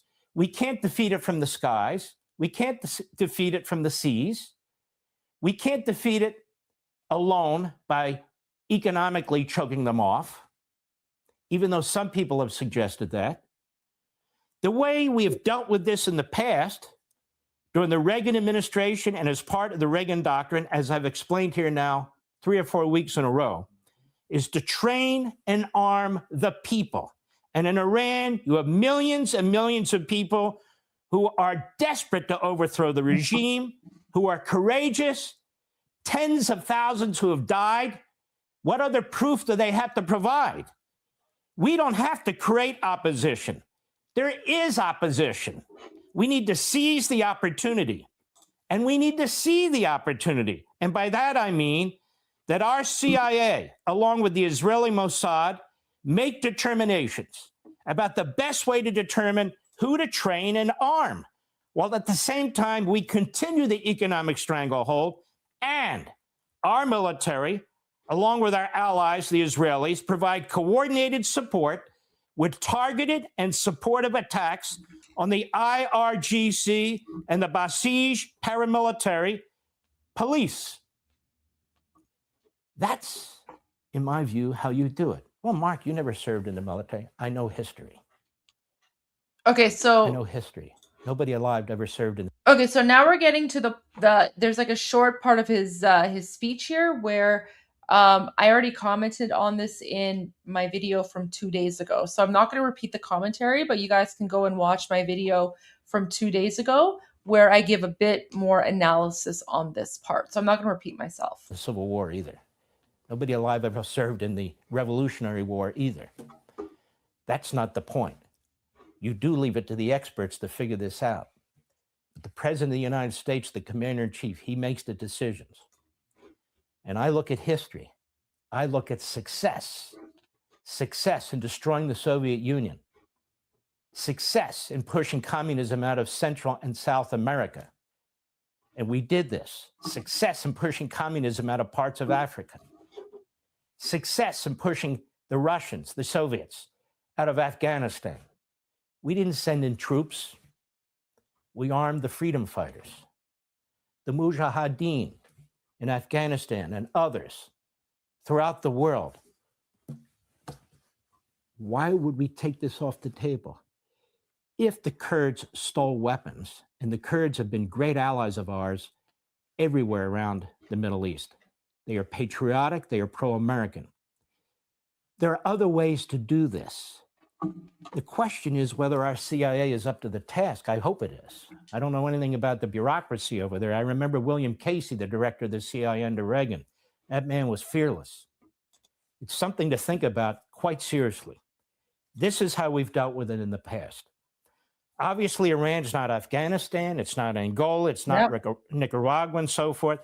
But as I see it, as we have all seen, the Iranian people have been more than willing than any other people to die for their liberation. They want liberation, and I bet they want retribution against this regime for slaughtering tens of thousands of their family members and raping and torturing their young women, their daughters, their sisters, their wives, and their mothers by the tens of thousands. They just need an opportunity. They can't do it with their bare hands. But the point is this. The only certain way to ensure that the Iranian regime can never and will never spread its revolution here in the Middle East, in Europe, or anywhere else, and all that evil and horror that goes with it, involves its elimination. No matter what President Trump does, he will be attacked by the Democrats, the media, the isolationists for his heroic actions against the Iranian regime. So I would ignore the Democrats and the media and the isolationists. They want failure. They will define success for them as our failure as a nation because they are driven by a deranged mentality about politics and exploitation for power. They are fundamentally power hungry. And they're fundamentally anti-human and anti-civilization. Like these people are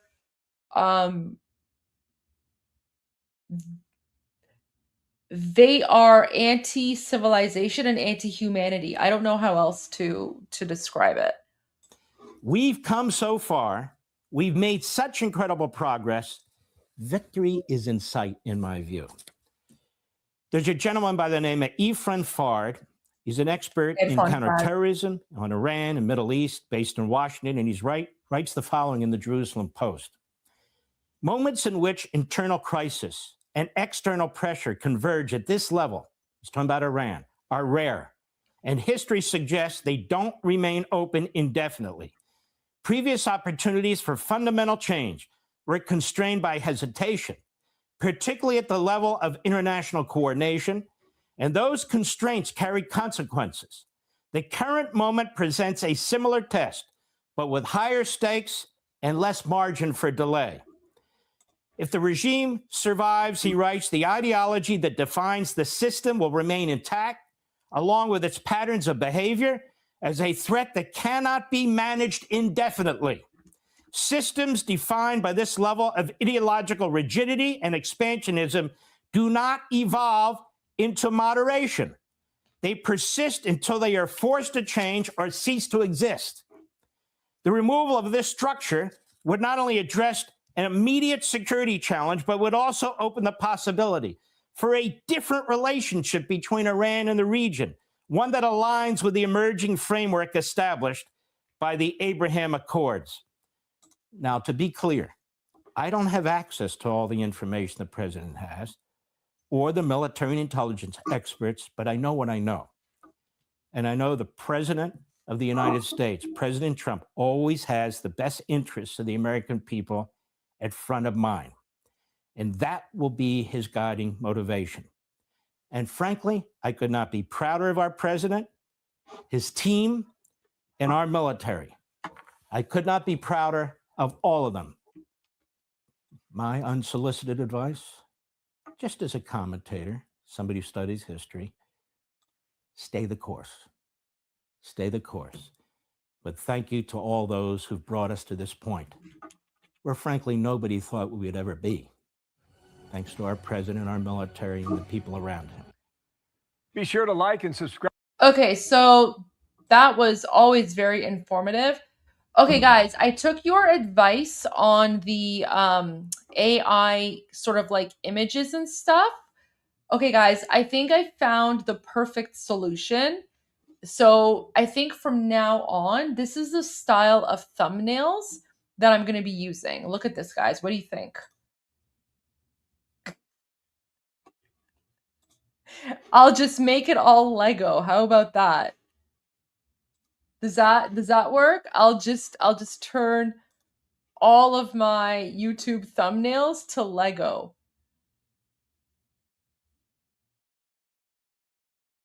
Yeah? I mean, that's pretty legit. That's pretty accurate, right? And then guys, like, look at this one. Look at this one.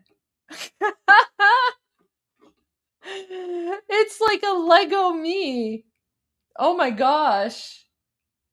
Guys, AI is dangerous. Not only is AI dangerous, you guys are dangerous. Oh, poll? I should do a poll? Okay. All right. All right, let me bring up the official poll song though, because I can't do a poll without the poll song. So, where are the songs here? List. All right, let me bring up the official poll song. Okay, and then let me get the poll ready to go.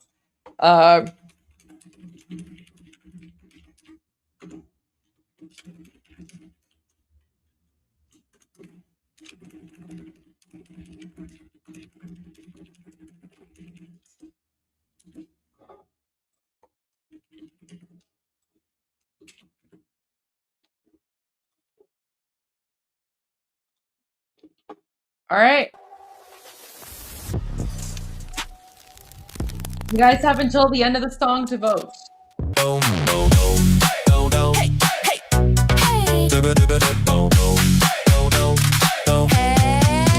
I am cardboard Tuesday, standing tall and flat. Don't need food or coffee, don't get sweaty or fat. Hair locked tighter than a government line. Not one strand moves, not even in time. Flick, no blinking, no stress, just stand and stare. Meanwhile explaining things no one prepares. I am cardboard Tuesday, same speech, new day on replay.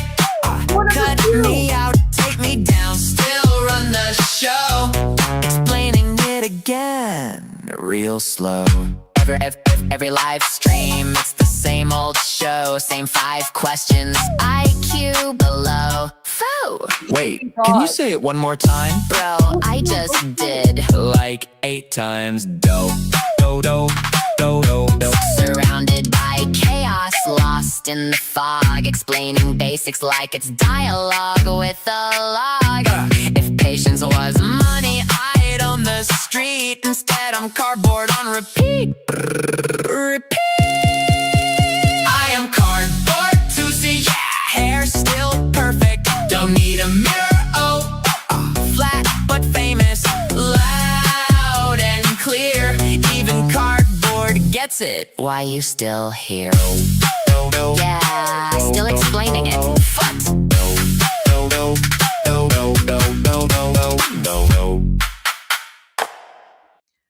Okay, guys, I'm going to remember who voted yes and who voted no. No, I'm joking. I'm not going to remember who voted yes. All good. So, but thank God there are enough people in the chat who voted no. So, okay, I'm not going to do the Lego thumbnails. There you go. So, you guys, the chat has spoken. This is democracy. So no Lego thumbnails. Although, I don't know, maybe if I'm like trolling like chunky yogurt or Marandi Charandi, maybe I'll make an exception. Maybe I'll do like chunky yogurt. How about this? I will use this one. I'll use like a modified version of this one for my Piers Morgan, commentary video. How about that? And I'll just, that way we can make fun of like chunky yogurt and Marandi Charandi. But like for my serious videos, obviously I won't, because that's, we don't want to do that. But I'll try to find some sort of compromise. Also, why does it look like I'm giving the middle finger here? This is very weird. This looks like I'm giving the middle finger, and I don't approve of that. And I'm also wearing a starfish necklace. So there you go. That's just the weirdness with AI. All right. I do want to go to Sean Hannity. Sean Hannity starts at 9 p.m. But in the meantime, let's go to one of my favorite American politicians, Senator John Kennedy from the great state of Louisiana. Let's see what he has to say. Joining me now, Republican Louisiana Senator John Kennedy. Senator Kennedy, always good to have you with us. Thank you for joining me today. You see these headlines like this one in the New York Times. U.S. intelligence shows Iran retains substantial missile capabilities. And we hear. Wait, is it just me, or does he look like he's lost some weight? Has he lost some weight? Joining me now, Republican Louisiana Senator John Kennedy. Senator Kennedy, always good to have you with us. Thank you for joining me today. You see these headlines like this one in the New York Times. U.S. intelligence shows Iran retains substantial missile capabilities.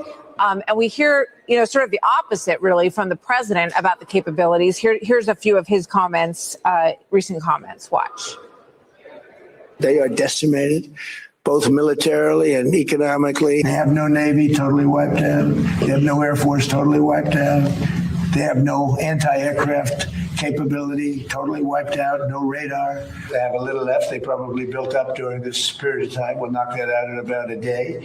So just to add one specific of the New York Times report on this, it says that Iran has restored operational access to 33 of their missile sites along the Strait of Hormuz, which is obviously a strategic site for all of this. So, which side do you believe? What's your assessment of how debilitated they actually are after these weeks of war? I read the New York Times article. It's all based on anonymous sources. I think the New York Times is a Democratic newspaper. The New York Times would support a dead squirrel over a human Republican if the squirrel had a D behind its name. That's true. So I discount what they write about this. Number two, I think Chris Wright is right. We have known for a while that Iran has 60% enriched uranium. That means that its uranium has a 60% concentration of an isotope called U-235. It's a small step from 60% to 90%, a matter of weeks, maybe days, and then all they have to do is stick the warhead on the end of a missile and fire it. Could they reach the United States? We're not sure. We're very sure, pretty sure, they can reach Turkey, Paris, Berlin, London. Here's the problem. And here's why the New York Times is wrong. Iran has been a problem since God was a baby. And the problem is that the leadership there is a strain of crazy that can't be fixed. If you give them a bomb, they will use it. I know my colleagues like Senator Schumer says they're not a problem, but frankly, Senator Schumer can't even cook a cheeseburger. On this issue, he's wrong. They're a threat, and that's why the president acted. So do you think, I got to go in a moment, and I know you do too, but just quickly, if you can, sir, do you think that, getting rid of this regime so that the IRGC is no longer in power in Iran is the only way to really get anywhere in this situation? No, it's not the only way. President Trump has gutted the country public. It's a private and public sector like a fish. He needs to continue the blockade and just wear them down. He may have to go back in and bomb more, but we're not there yet. Okay. Senator Kennedy, thank you for your assessment. Good to have you here as always, sir. Thank you. Joining me now. Wow. Okay. All right. Let me go to some of your super chats really quick. So Roman Viking says you should turn Chenk into real chunky yogurt. Yeah, I can do that. I can definitely turn, chunky yogurt into chunky yogurt. Not a bad idea. I saw this comment, not a super chat, but interesting. Goldie, take a screenshot of something during your live. I watched someone who knows how the algorithm in YouTube works, and people are sick of AI and shock and awe. People want to. Okay, so why don't I take a screenshot of this? I could take a screenshot of the Lego and post this. No, I'm joking. I'm teasing. But that's just basic. That's actually what I've been doing with all of my YouTube thumbnails. It's literally just like screenshots of. Sorry, I'm just keeping an eye on Fox News because I want to go to Sean Hannity. But like, if you go to my channel, like my lives, they're like when I do actually. Oh wait, Sean Hannity's starting. Hannity, it is 9 o'clock on the East Coast of the U.S., 9 a.m. right here. We are in Beijing, China. Now, tonight we're broadcasting from Beijing, where President Donald Trump, key members of his cabinet, Secretary of War Pete Hegseth, Secretary of State Marco Rubio, the Treasury Secretary Scott Bessent, some of America's top business leaders, they are all gathered for this historic summit between the two biggest economies in the entire frankly, history of the world. Now, 12 hours after touching down on Air Force One and receiving a very warm welcome from a Chinese delegation, President Trump is now set to meet with his Chinese counterpart, that is President Xi, for their first one-on-one meeting of the summit. Now, remember, they did meet in his first term. We're going to take you there during the show live on the ground as it is all happening. And in just a moment, we'll bring you exclusive coverage from inside Air Force One, where, yes, I traveled with the president, a whopping 16-hour flight from Washington to Beijing. Also coming up tonight, we'll hear from the Secretary of State, part-time press secretary, I don't know, national security advisor. What job doesn't he have? Marco Rubio. He sat down, as I said, with yours truly on Air Force One to preview this high-stakes trip. Also, Senator John Fetterman, Lindsey Graham, Josh Hawley, Eric Schmidt, they will all be joining us, and along with the great Victor Davis Hanson, Charles Payne, and much more. Plus, we have a big programming announcement that's coming up in just a few hours. I will be interviewing President Donald Trump after his first high-stakes meeting with President Xi. That interview will air tomorrow night, right here, 9 p.m. Eastern, 9 a.m. China President time, Trump watch party. On the program. We'll watch that tomorrow night. Full rundown Thursday, of what is a jam-packed schedule for the president today. Our very own Jackie Heinrich on the ground, also on Air Force One. It was great to see you. Great to see you here. He's got a busy schedule He today. sure does. It's been great to be around you, Sean. We traveled together, very long flight. My surprise, we didn't talk to him on the plane. He usually comes back to speak to press, but he might have just been having a lot of fun with Elon Musk. You talked to him, but we reporters didn't get much time with the president since he left the South Lawn, and he had big guests on the plane: Elon Musk, Jensen Huang. Might have just been having a lot of fun with them. But that means for us, the first we'll hear about what he wants to bring up will be either in a Truth Social post or when he speaks to you after his big meeting. There are several issues that are sort of looming large in the background. You've got China really wants to extract some language from the U.S. that would help them with Taiwan. They really are looking for us to say the U.S. opposes Taiwan independence rather than the U.S. does not support. Turn that to a more active word. There's no indication that the U.S. is going to change its position relative to Taiwan, but that's going to be something that Xi maybe tries to dangle as the president tries to create some motion on the Iran war. China's got every incentive to get active in this negotiation and force Iran to a deal. So far, they have not, but they are dependent on their oil coming through the strait. And so those are the issues in the background that we hope to hear from the president on when he finally has this meeting. Well, it's also going to be tariffs. It's going to be trade. It's going to be, you mentioned the Strait of Hormuz, intellectual property theft. I think everything is on the table. And whether it's an agenda item or not, I tend to know the president, having known him for decades. If it's something that's on his mind, he will bring all of that up. The one thing that is very interesting, when the president does talk about President Xi or President Putin, he says, I have a good relationship with them. I think what maybe makes him a little unique, a little different, is he respects the fact that President Xi is China first. President Putin is going to be Russia first. He will be America first. And I think that there's been a fundamental distrust because people think, oh, they're just looking out for their own country. The president anticipates that. Of course, and he's not going to get pushed around by the Chinese. He knows the game that they play in all of these things. More likely, we'll come out of this summit with a managed detente on the trade front. There are, of course, a lot of American farmers watching this summit. They want China to come through on their promise to buy millions of tons of American soybeans. There's also the issue of beef, Boeing planes. Those are the sort of deliverables, if you would, that might actually come out of this. But the big looming issues that are in the background, we might not see a lot of movement on, but will play a role in the conversation, Taiwan and Iran. One thing that's notable is the last time the president met with an authoritarian leader, Vladimir Putin, there was a joint statement to press. And we didn't get a Q&A there either, but there is no scheduled sort of remarks from the two of them. We'll see them a couple of times, but we're going to have to lean on you to tell us and tell the world what's really going on behind closed doors. We'll find out. I mean, it was interesting. Elon Musk was on Air Force One in Alaska. The head of NVIDIA, Mr. Wang, he joined. I had a long conversation with him. The idea that there is a business relationship to be had, which I think could lead to a broader peace and understanding, I think people miss that aspect of it. And it would be in everybody's best interest to get along financially. That, I think, can lead to other, hopefully obstacles being overcome. So yeah, the president bringing these big tech leaders, American tech figures to this summit, showcasing what the U.S. has to offer and why China needs it. I mean, that's a statement in and of itself. And, having those folks on board the plane and arriving with the president also shows the closeness of the relationship between them. This is not just, we can do this. This is sort of part of the fabric.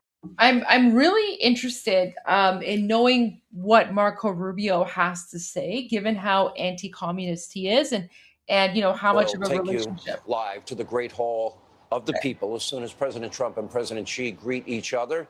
That is ahead of today's critical talks. And by the way, right after that meeting, I will be having an interview with the president.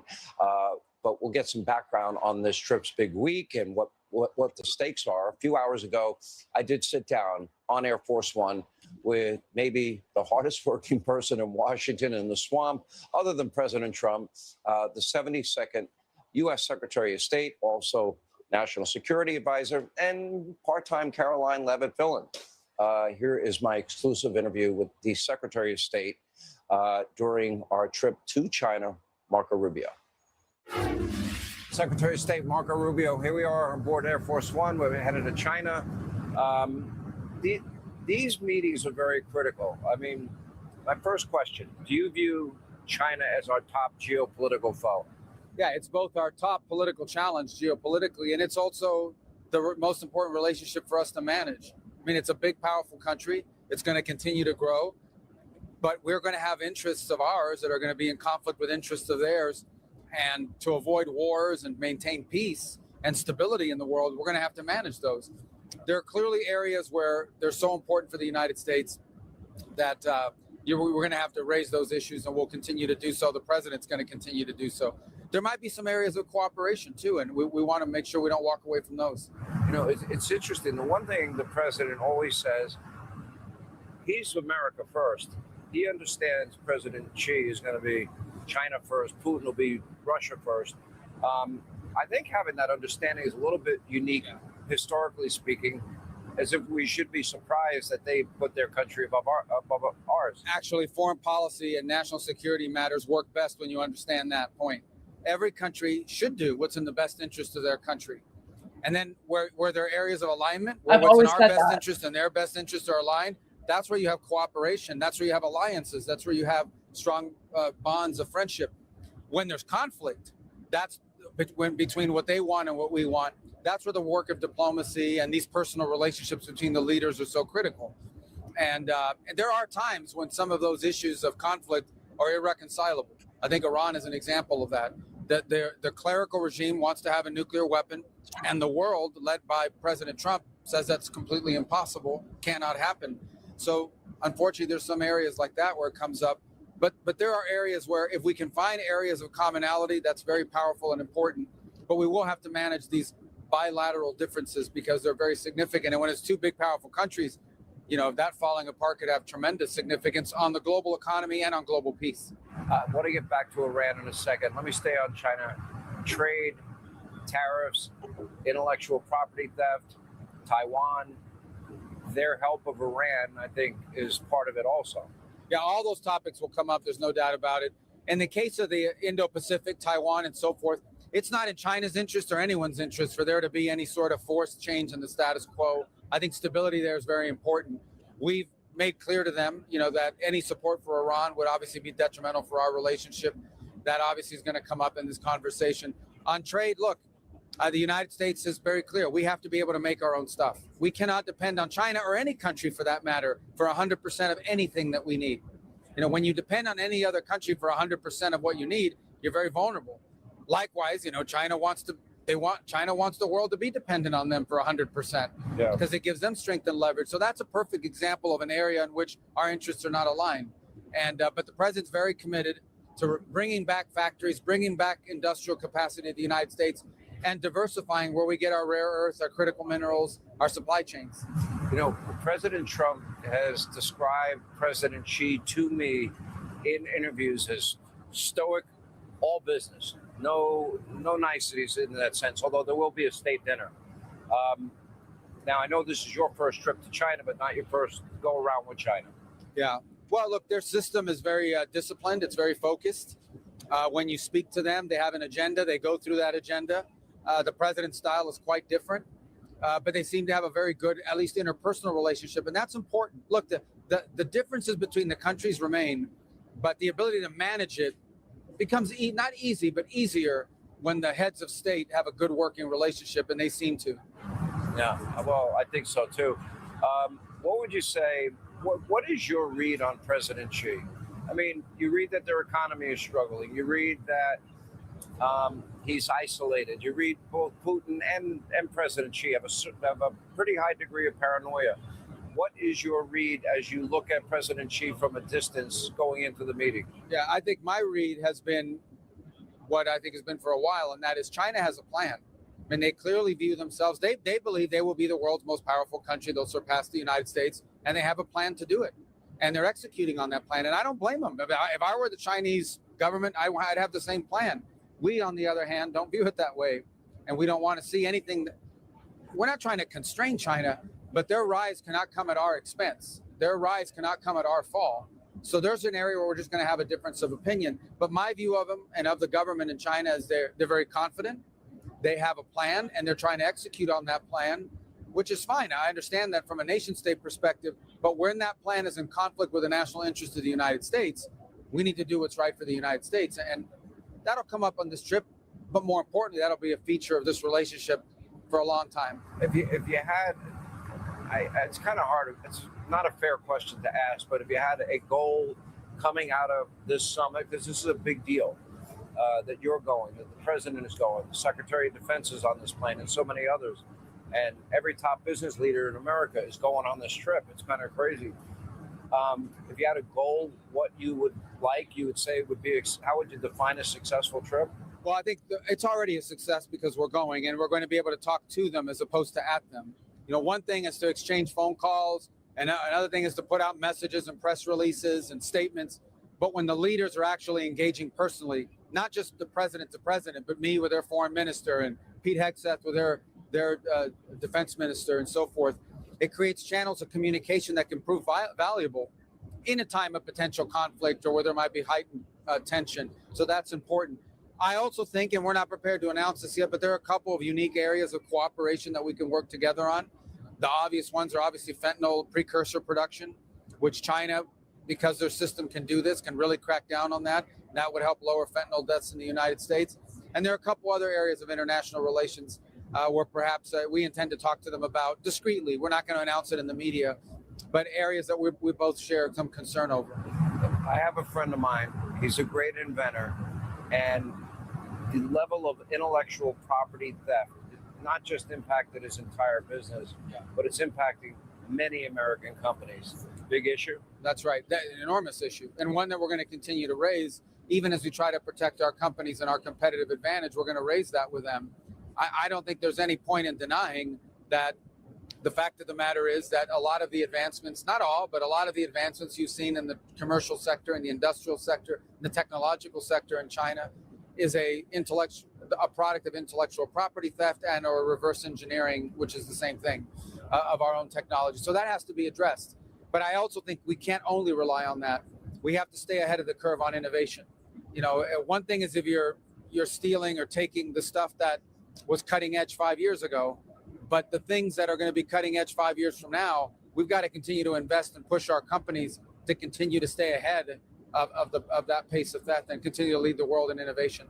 Maybe the best way to transition to the issue of Iran, which I want to ask you about, is that China's both public statements and their actions.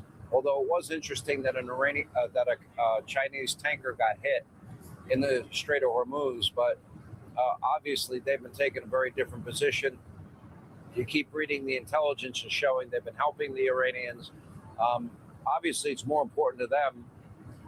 We've made the argument to the Chinese, and I hope it's compelling, and they'll have a chance to do something about it at the United Nations later this week when there's a resolution just condemning Iran on what they're doing with the Straits.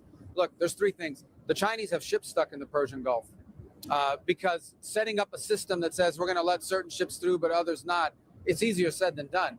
And you saw a not Chinese flag vessel, but it was a Chinese cargo, got hit over the weekend. I'm sure Iran didn't do it deliberately, but they did it. It happened. And so that's why these Chinese ships are stuck in there. The second is, I don't think that China, it's a huge source of instability. It threatens to destabilize Asia more than any other part of the world because it's heavily reliant on the Straits for energy. And the third reason is because China's economy is export driven, meaning their economy is fueled not by what they consume domestically, but by what they make and sell to other countries. Well, if all the countries of the world economies are melting down because of this crisis in the Straits, they're going to be buying less Chinese product, and the Chinese exports are going to drop precipitously. So it's in their interest to resolve this. We hope to convince them to play a more active role in getting Iran to walk away from what they're doing now. Not going to happen. In the Persian Gulf. You know, I thought you had a lot of jobs by being the Secretary of State and the NSA, head of the NSA. Then you had to go in and become White House press secretary. No. Caroline is irreplaceable. I was just a pitch-in. It seemed that you like it. It seemed like you're having fun. Well, yeah, I don't know if I'd have fun if I had to do it every week, but one time ain't too bad, and I enjoyed it, and it was about foreign policy mostly, so I was honored to be able to do it. But we can't wait till Caroline gets back. She had a beautiful baby, and we wish her the best, but we can't wait to see her back. I think she was beautiful. But now that we are on the issue of Iran, let me specifically ask you, because it seems like there are two major issues that just continue to percolate. And I had a conversation with the president, a private conversation, and I did ask him if I could talk about it. And it was, I asked him maybe a week ago, I said, are you going to go back to bombing? I said, you could probably wipe out their economy in 15 minutes. He goes, no, Sean, I could knock it out in 5. He goes, but then he said something, and you referenced this in your press when you were filling in for Caroline. And you said, imagine the world with a nuclear-armed Iran, and forget about the Strait. They would hold the entire world hostage. That's right. There always seems to come out of nowhere these bizarre conspiracy theories. Oh, the president is doing this for Israel or for Fox News host or Bibi Netanyahu. I ask everybody, did he have any choice based on what Steve Witkoff told us? No, look, every president in the last 20 years has been worried about the Iran nuclear program. Obama did a nuclear deal with them because he was worried about it. Not a good nuclear deal, but he made one. The president reversed it and imposed crippling sanctions and took out Soleimani, who was a threat to the United States. Joe Biden was begging to get back into a nuclear deal with them. The whole world, the French, the Germans, the UK, they imposed new sanctions on Iran last year, snapback sanctions because of the nuclear threat. The whole world has seen.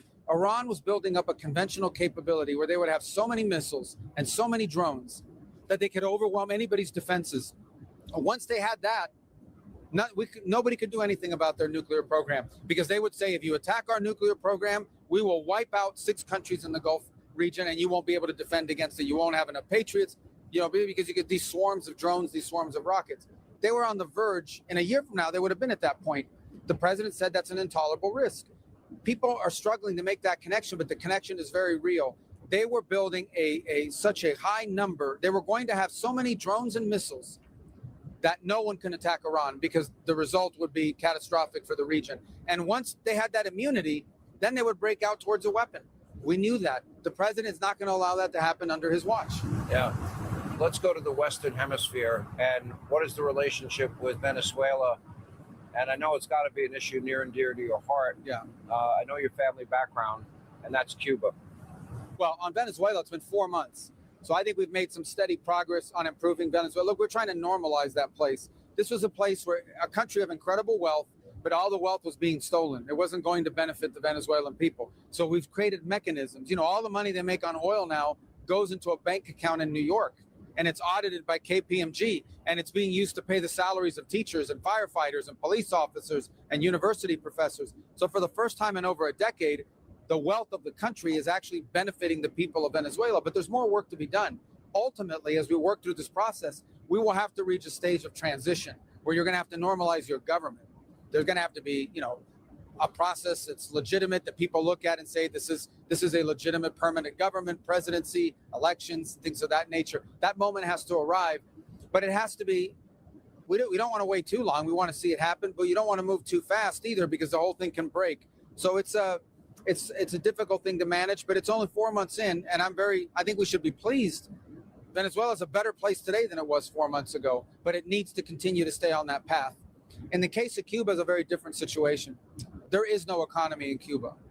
To the extent there's any wealth in Cuba, it doesn't go to the people. It doesn't even go to the government. The wealth is controlled by a company owned by military generals. They take all the money. They're sitting on billions of dollars. Okay, this is a country where people are literally now eating garbage from the streets, but they have a company that controls all of the money making there that's sitting on $15-16 billion. So it's a broken, non-functional economy, and it's impossible to change it. I wish it were different, but I believe, it's my personal opinion, you cannot change the economic trajectory of Cuba as long as the people who are in charge of it now are in charge of it. That's what's going to have to change, because these people are proven incapable. I hope I'm wrong. We'll give them a chance.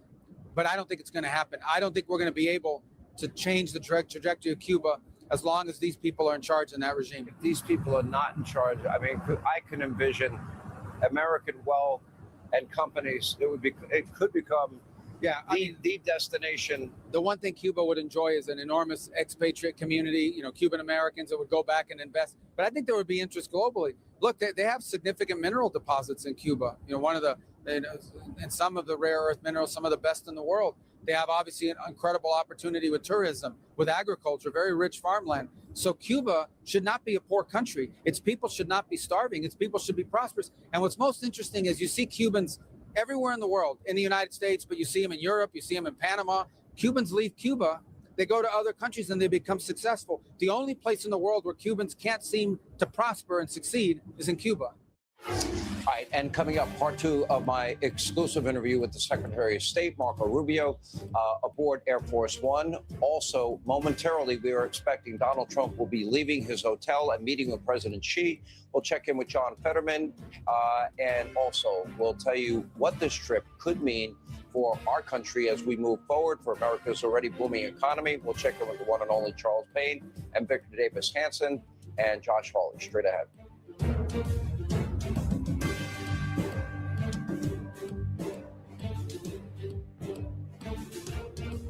Hey.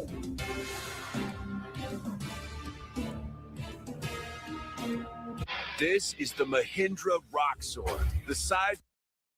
Okay, so that was pretty interesting. Wow, like I couldn't pause because that's live, right? So but what Marco Rubio was saying about Iran, I thought that was very interesting, where he's basically he's comparing the Islamic regime to maybe China, and saying that, China, there might be a path of reconciliation there, but then he compares that with the Islamic regime and basically says, the Islamic regime is irreconcilable. And, what's really interesting about all this, I just had this. Here we go. So what's really interesting is that, I'm sure Marco Rubio is aware of this fact, but China, the CCP anyway. So guys, I just want to be very clear. When I'm talking about China, I don't mean the Chinese people. When I, refer to any country, I'm not referring to the people. I'm referring to the governments, right? So the Chinese government is heavily invested in the IRGC. So even though they haven't explicitly announced direct financial investments in the Islamic Revolutionary Guard Corps, the reality is that pretty much every single business or entity or major like corporation inside of the Islamic regime is affiliated with or controlled by the IRGC or their family members in one way or another, right? So the fact that China is so heavily invested in the IRGC, because again, remember, there's no free economy in Iran. It's an Islamic dictatorship. Everything is controlled by the mullahs, by the IRGC, by their friends, family members, children, whatever, right? So even in 2021, China signed a 25-year, $400 billion strategic partnership with Iran involving investments in energy, infrastructure, and security cooperation. Now, guys, keep in mind, again, all of the energy infrastructure, like energy infrastructure and security, is all controlled by the IRGC, by the Islamic regime. So one of the reasons that the Islamic regime has been able to monitor and identify Iranian freedom fighters and protesters is because of the AI technology that China has provided to the Islamic regime so that they can monitor their own people. My understanding is that even the intranet that the Islamic regime has currently created. So remember, the internet has been cut off for, I think, 75 days today. So it's been 75 days that the internet has been completely shut off. Instead, the Islamic regime has created this intranet to be used internally that has been developed by China. And that intranet basically gives the Islamic regime full and complete access to the data and info of anyone who's accessing it or using it, right? So if you've read George Orwell's 1984 dystopian novel, 1984, that's basically what living in occupied Iran is like. Is Sean Hannity back on? What's he speaking about? All right. Live. We are in Beijing, we're in China, and you are Thank looking you. live at the Great Hall of the People. This is where President Donald Trump will be meeting President Xi for an arrival ceremony that is coming up very shortly. We will take you there live as it happens. But first, here is part 2 of my exclusive interview with Secretary of State Marco Rubio aboard Air Force One en route to China. So Vladimir Putin recently said, and I thought this was interesting, that the war with Ukraine may be coming to an end. One of the things, I always talk a lot about the next generation of weaponry. I think we see that on display in our conflict with Iran that we've had. I mean, Midnight Hammer, Epic, Fury, 2 examples. What the Israelis have done, more examples. But what's interesting, Ukraine has really impressed me. They seem to be creating the next generation of drone every 4 to 10 days. And between drones and robots, who would have thought 4.5 years ago they would still be in this fight? I didn't expect that. Well, there's no doubt that the necessity of fighting this war has caused the Ukrainians to develop new tactics, new techniques, new equipment, new technology that is creating a sort of hybrid asymmetrical warfare. That's impressive, no doubt about it. I mean, if you look at the Russians are losing 5 times as many soldiers a month as the Ukrainians are. And the Ukraine is a smaller country and a smaller army for that matter. Although the Ukrainian armed forces are the strongest, most powerful armed forces in all of Europe, just to be clear right now. Obviously because a lot of the assistance they've gotten, but also because of the battlefield experience that they've gained. As far as the broader conflict, the president just wants to see the war end. He thinks it's a crazy war. And he's right. I mean, you have people dying in massive numbers on both sides. Ukraine is going to spend 2 decades rebuilding. The damage to the Russian economy is extraordinary. The Russians are losing 15 to 20,000 soldiers a month, dead, not injured, dead. It's a bad war. And we stand prepared. The president stands prepared. His team stands prepared to facilitate a diplomatic end to the war. Unfortunately, we've lost some momentum over the last few months for a variety of reasons. The Ukrainians feel increasingly confident about their battlefield position. They got through the winter. The Russians feel a little bit optimistic because the price of oil is up. But hopefully, we've lost some momentum over the last few months for a variety of reasons. The Ukrainians feel increasingly confident about their battlefield position. They got through the winter. The Russians feel a little bit optimistic because the price of oil is up. But hopefully, whether it's Vladimir Putin's statement or anything else, hopefully we'll reach a point here soon where both parties re-engage and we're prepared to play the role to mediate and to bring that to a conclusion. I think we're the only country in the world that can. If somebody else wants to try, they should do it. But both sides keep telling us we're the only ones that can. In the end, the president wants to see the war end. And if there's something he can do and we can do to help it end, we're going to do it. So you had an opportunity recently to meet with Pope Leo from Chicago, an American. The only thing that surprised me about his conflict, and I went to Catholic schools for 12 years. I studied Latin, I studied theology, etc. And when he said, God doesn't support any conflict. I'm like, the God of the Old Testament, same as the God in the New Testament. I could start with, David and Goliath. I'm not sure if I agreed with that. And I got killed, in the media. How dare I challenge the Pope? But how did the meeting go? Take us inside. It was a positive meeting. Look, I think I always start with the premise that the papacy and the Pope is not a political office. It's covered by political reporters as a political office, but it's not. It is it's the vicar of Christ. For those of us who are Roman Catholic, it's the belief that he is the successor of Peter and on earth. And so now in that realm, you're going to make statements about social policy and even global policies that are going to touch on politics. And consistently, the church has said that they want to promote peace, that they prefer to avoid wars. They don't like wars. And that's been a position for a long time.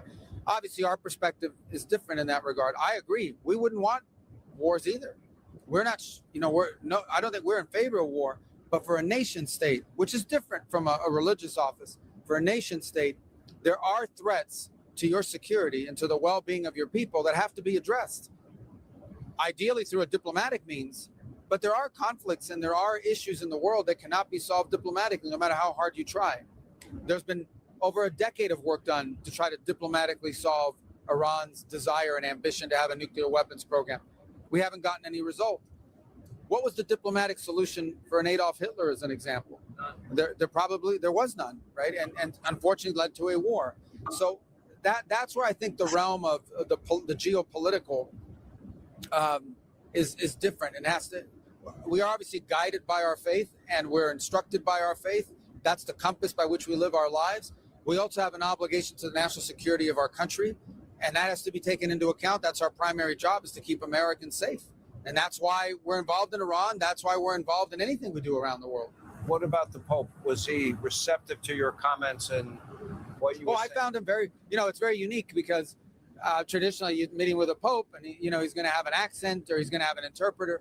This is an American Pope. I mean, we spoke for over an hour. We talked about a lot of topics, by the way. Chicago baseball. I think he likes the White Sox. Yeah, he does. And, but this is a Pope, by the way, that understands the United States very well. Obviously, he follows our news very carefully. He's quite aware of current events in our country.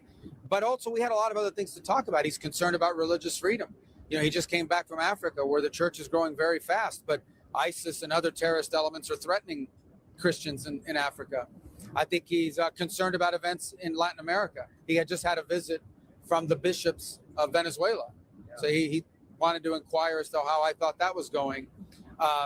We've actually worked with the church in Cuba. We after the hurricane, we distributed, or have tried to distribute, over $6 million of humanitarian aid via the Catholic Church. We've offered to do more. We've offered to distribute $100 million of humanitarian aid to the Cuban people through the church, and the regime has denied it, the Cuban regime. So there was a lot we covered.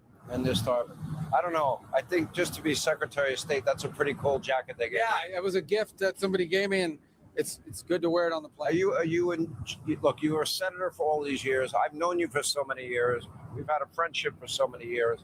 How do you compare this job to everything else you've done? Well, it's quite different, right? The work of a legislator involves constituent service, and it involves writing of legislation, committee meetings, oversight, and I enjoyed doing all of that. And it was an important era in our life. This was a very different opportunity. This isn't the executive branch. Here, you're actually executing on laws, and you're basically executing the president's foreign policy. So I enjoy the role, I enjoy the job, and I enjoy working for this president because he's willing to do what others talk about but don't do. When you say, well, we can't do that, and you'll say, why? That's his question. Why? Why can't we do that? Why hasn't this been done before? He is willing to do what others are not willing to do. He is willing to solve unfinished business and not leave it for the next guy or gal. And I admire that, and it's a lot of fun to be a part of it. What's frustrated me is there are some that interpret the Trump doctrine, as I call it, as isolationism. Well, he took out the ISIS caliphate, took out Soleimani, Baghdadi, dropped the mother of all bombs on Afghanistan, Midnight Hammer, and he will wrap up Epic Fury. And he did make the raid on Maduro. But I see three lessons he learned in history. And this is the last question. And I see that he saw that over 100 million souls died in the last century. So if you can take out or neutralize a threat ahead of time, it's smart.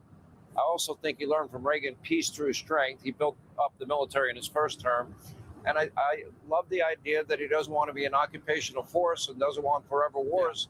I do, and I would just add one more element to it. America's going to be engaged in the world. This is not about turning inward, but we are going to engage in the world based on what's good for America. What's in the national interest of the United States? Does what we're doing make the country safer, more secure, more prosperous?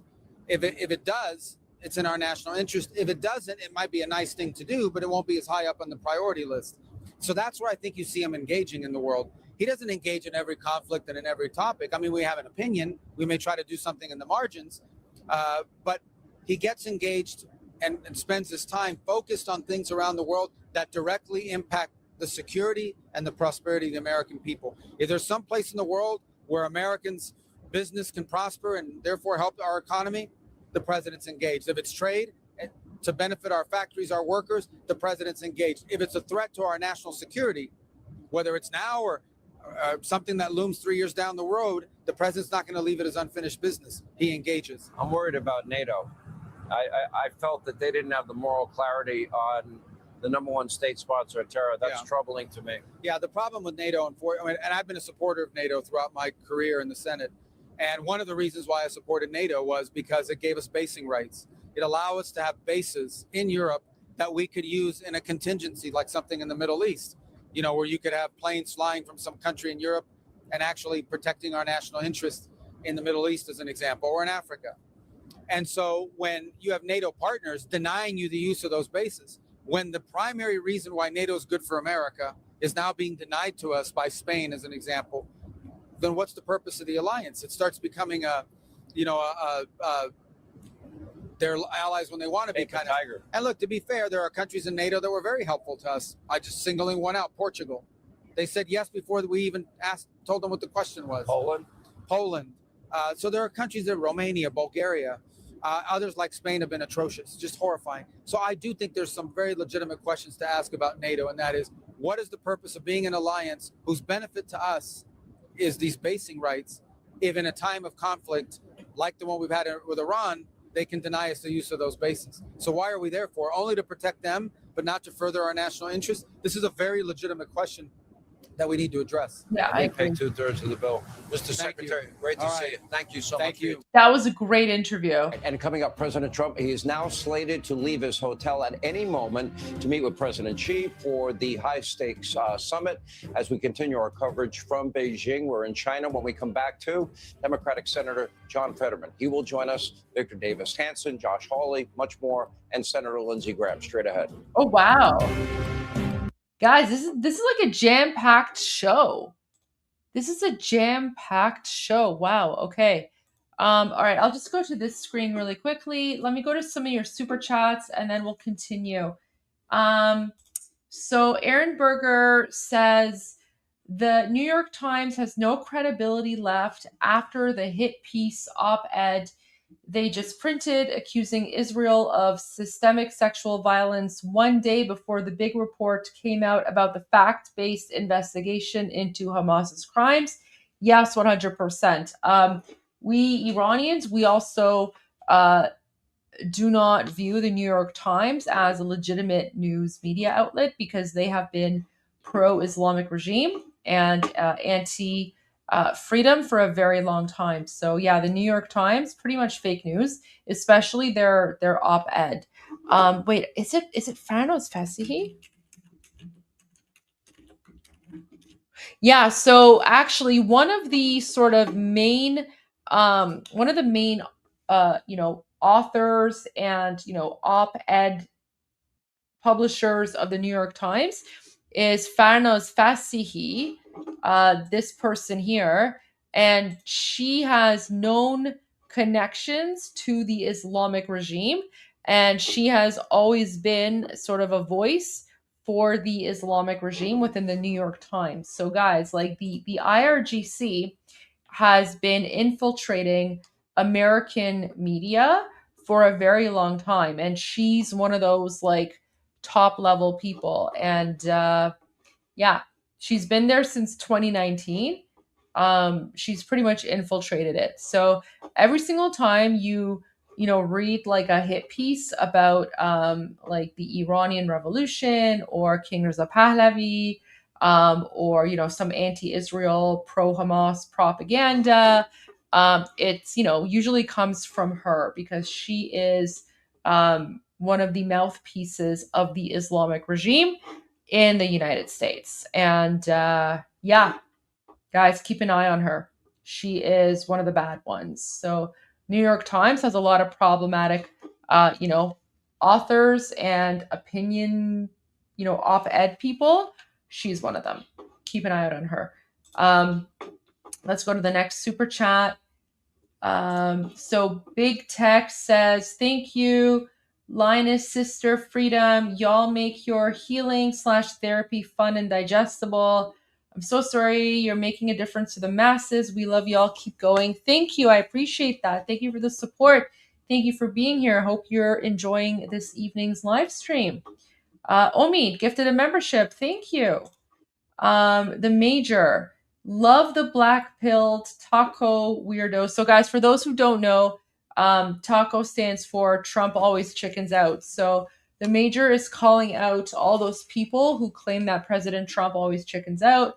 So all those weirdos squeal about forever wars, not realizing that as the model of the deep state from Bush 1 to Biden, Trump is different, but they haven't grasped that yet. You know what? You're 100% correct. I mean, people complain about these forever wars, and yet it was the Islamic regime with the help of the Soviets that created the forever war in 1979 when they, took over and occupied our country of Iran and started their jihad against the United States. And then they took Americans hostage for 444 days, which is insane because it was Jimmy Carter and the Democrats who actually helped the Islamic regime and the communists come to power, right? So you would think there would be some sort of element of gratitude there.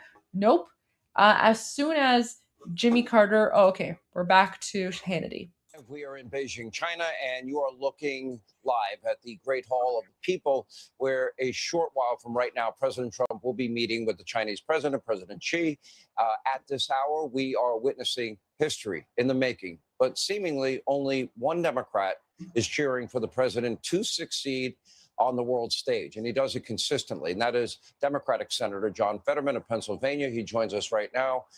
Senator, all across the board, be it Iran, this summit that is taking place here, Iran, you have stood as like the only voice in the Democratic Party, elected official that has stood with the president. And I know you've taken a lot of heat for it. Why are these issues so important to you?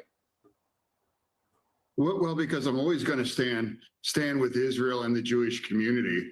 And I would like to remind everybody that Israel is our special ally, and America is always the force of good, in that region, but also in the world now too. And now why I'm the only Democrat that voted for that, because all the other Democrats, we've all said in the past, we can't let Iran build a nuclear bomb. And now when someone did something about that to really prevent that, why wouldn't I support that? So I'm proud to have that vote. And also something that the president said before he left for China. I mean, he said something that got clipped saying, I'm not thinking about American people financially. But what he really was saying, he did say is like, I'm really thinking that we can't ever let Iran building a bomb. And I mean, that's the essence of what that is. And to hold that line, I mean, how could we just walk away and not let that happen? And now the whole world should join us, stand with us. China, Europe, all these other countries should say we should demand Iran end their nuclear ambitions. Yeah. And now we can all get back to building up all of our nation and parts of the world. So that's here we are. People in my party have forgotten that the Iranians are actually the really bad guy. Why are they involved? Because what Iran has been doing for almost 5 decades. They're the ones that organized 10/7. They're the ones that created Hezbollah, Hamas, and Houthis now. So that's why I'm proud to stand, through this entire thing.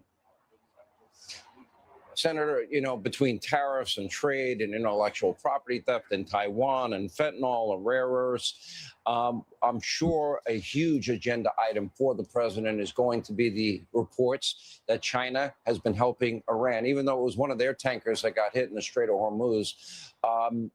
That has got to be dealt with if, in fact, the Chinese. Now, I understand Asia, the price of oil has gone up about 70%. My understanding is they get about 90% of their oil that comes through the Strait of Hormuz. So I understand the importance to them. However, helping the Iranians and having this unholy alliance, not good for the world, not good for the U.S. Absolutely. China has to feel the pain. I hope they feel the pain for that. Then they can hold Iran accountable. They absolutely should. And that's why. And I do think the president will hold them accountable to get them involved for this. So here we are right now, in the Democratic Party.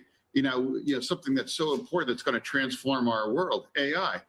People in my party now becoming anti-AI, and data centers.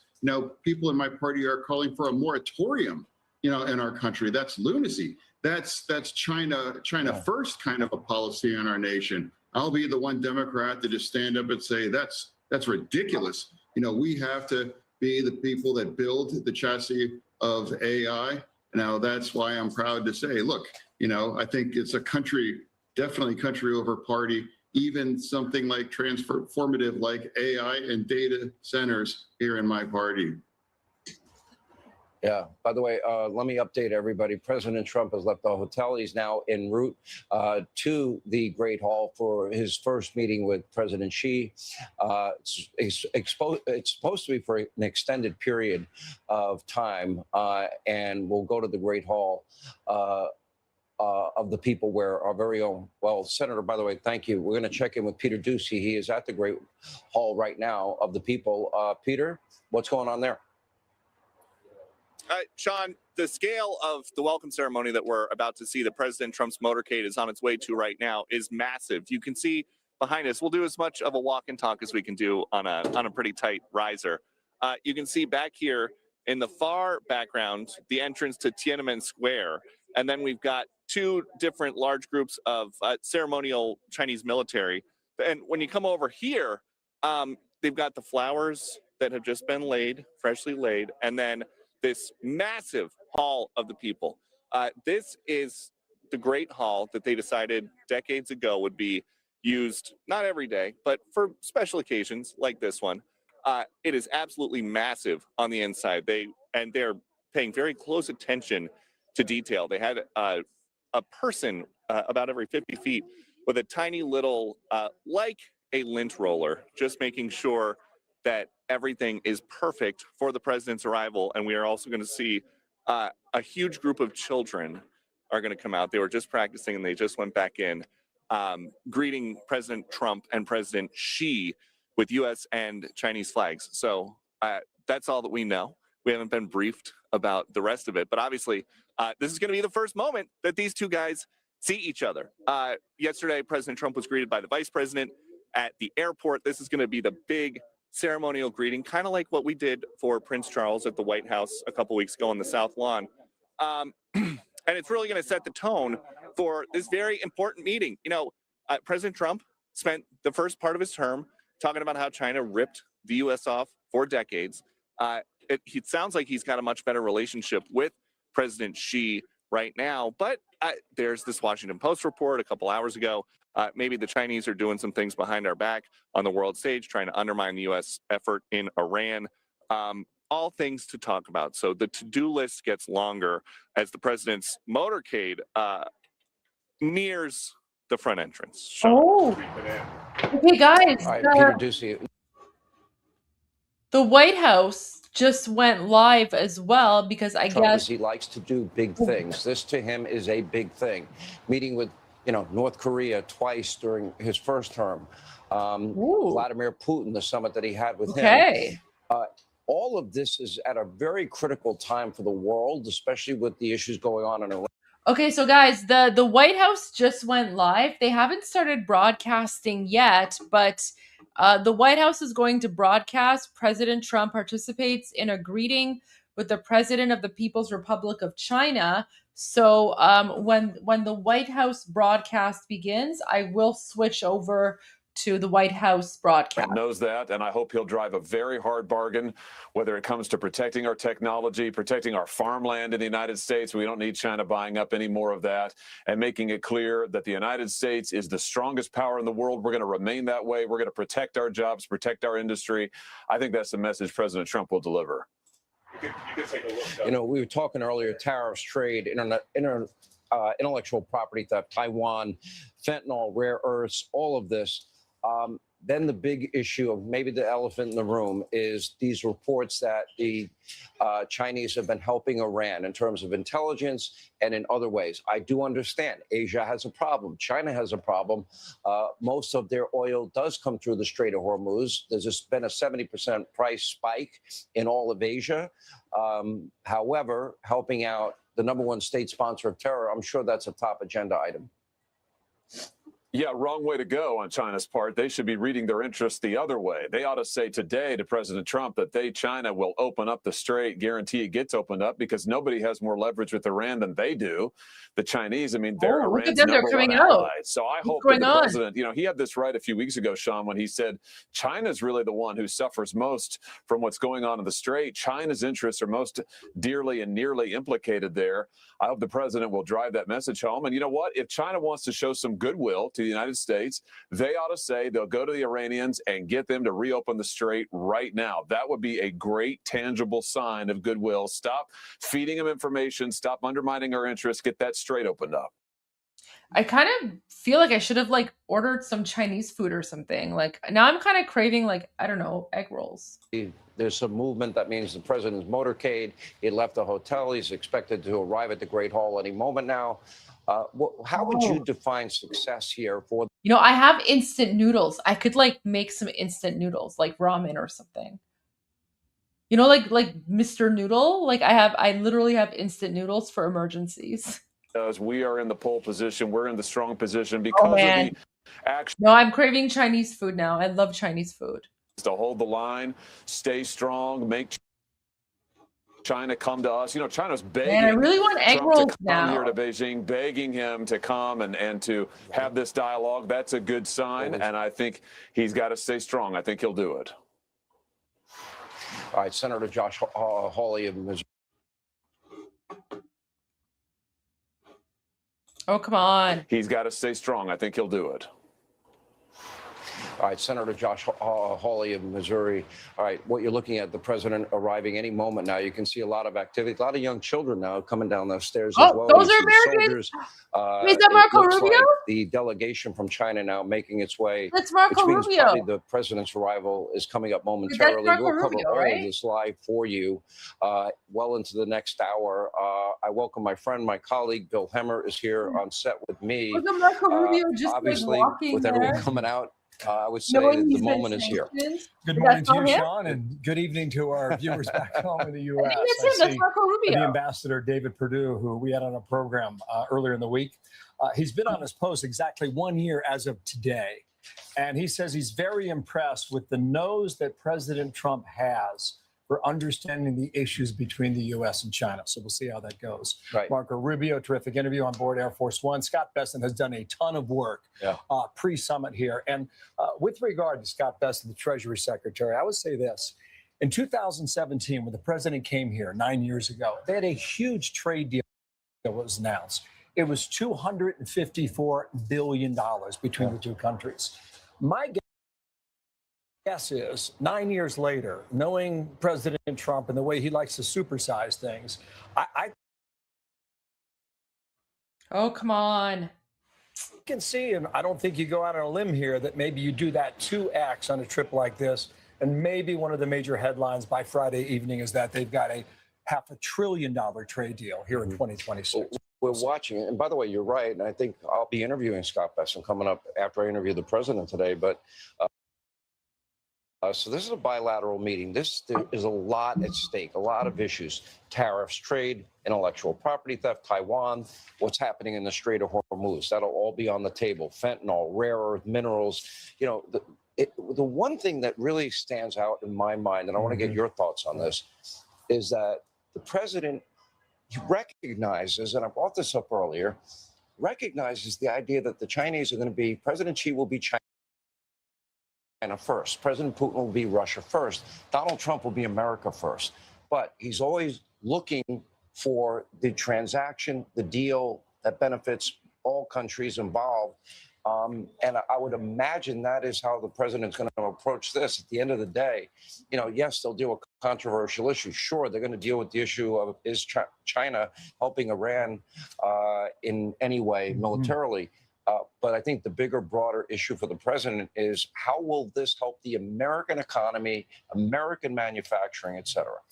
Sean, it's a great point. As you see Elon Musk taking his own pictures, I guess we'll see those on X very soon here, right? This Great Hall of People, by the way, it was built in about 8 months' time in 1959. And it was built to commemorate the 10-year anniversary of the revolution of Mao Zedong. Like, this is point A for the CCP, the Chinese Communist Party here in China. This structure, you know a lot about real estate. This structure is 1.9 million square feet. Crazy. Do you know how big that is? Massive. That's 35. It's a little bigger than our homes combined. A little bit, Yeah. right? With room for the bathroom, right? That's equivalent of 35 football. Oh, come on. That's equivalent of 35 football fields. And that's how large this is. And this is where President Xi does his work. And this is where the president, you see these giant columns, they've been written up and some of the historical work inside. You've got this room, Sean, where you can sit 10,000 people, and there's not a single column in that room. Think about this, like the stone and the marble they used to build this in 1959. Extraordinary stuff here. We built the Empire State Building in 13 months. They did this in 8 months, and they're very proud of it. By the way, if President Trump had it his way, he'd build that grand ballroom in probably a shorter period of time. He might get some ideas on this visit. You're right about that. Yeah. But in 2017, I mentioned the trip here in November of that year. This was the same location where they had a lot of school kids who came out, made a wonderful show of it, flags from both countries that we'll see again momentarily. And also, you're going to see a military show of force here on behalf of the Chinese government as well. You look at it, we discuss it, and I always refer to China as America's top geopolitical foe. I have no doubt the president sees it that way. However, he will always add the caveat, but I have a great relationship with President Xi. I have a great relationship. Okay, so I have to add some commentary so I don't get copyright striked, but this is kind of cool. We were speaking about Iran, and I mean, this is sort of related to that. I actually wasn't planning on doing this Chinese watch party, but I'm kind of happy with this. This is kind of cool. It's giving me Beijing Olympics opening ceremony vibes. So, I mean, I have to say, even though there's a lot of human rights violations in China, but the Beijing opening ceremony for the Olympics, it's one of the top ones, right? It was one of the best ones. So big time. In a significant way. Yeah. Okay. And they cracked down and have continued to. And there'll be a case that comes up here, Sean, with a gentleman by the name of Jimmy Lai. He's 78 years old. He's in jail in Hong Kong for at least 20 years. That issue will come up. Yeah, he was printing a newspaper, pushing for democratic reforms. He was told to stop. He did not. And President Xi cracked down on him. President Trump says he will bring up Jimmy Lai's situation while he's here in China, and we'll have his son. Oh, okay, here we go. To give his view as to whether or not We're going to there's the a White chance House. that he.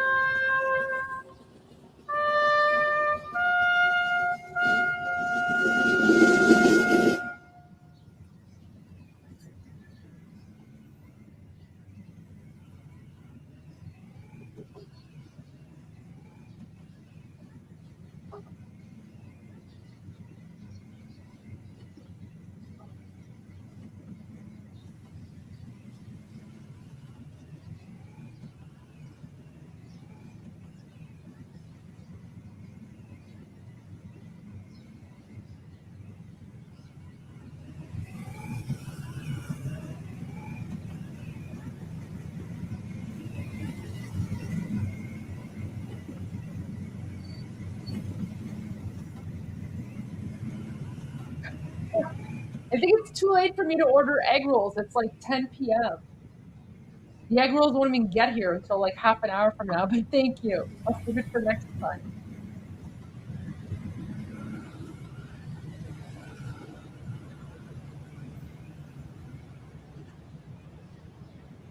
Oh man, wait.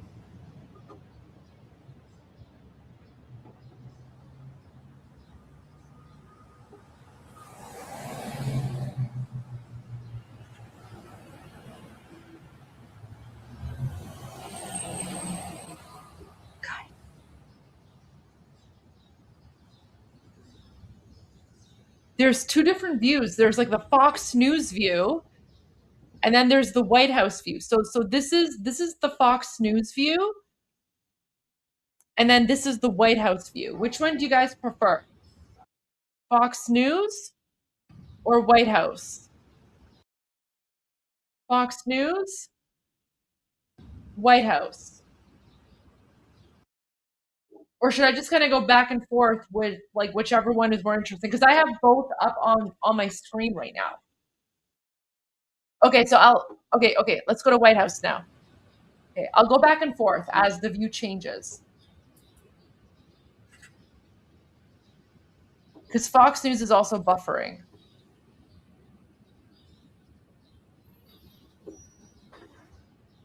Okay, so this is Fox News now. Because White House is just showing the camera people, like the reporters. I think Fox News is like a little bit behind though. Okay.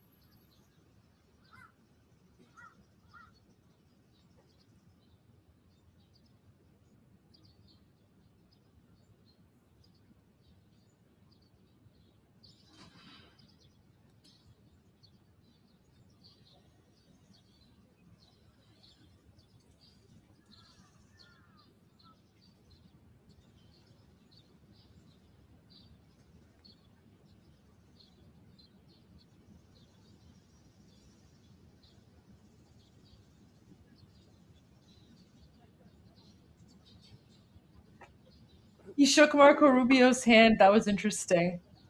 Well, President Trump is standing right behind him, so obviously he's going to shake his hand.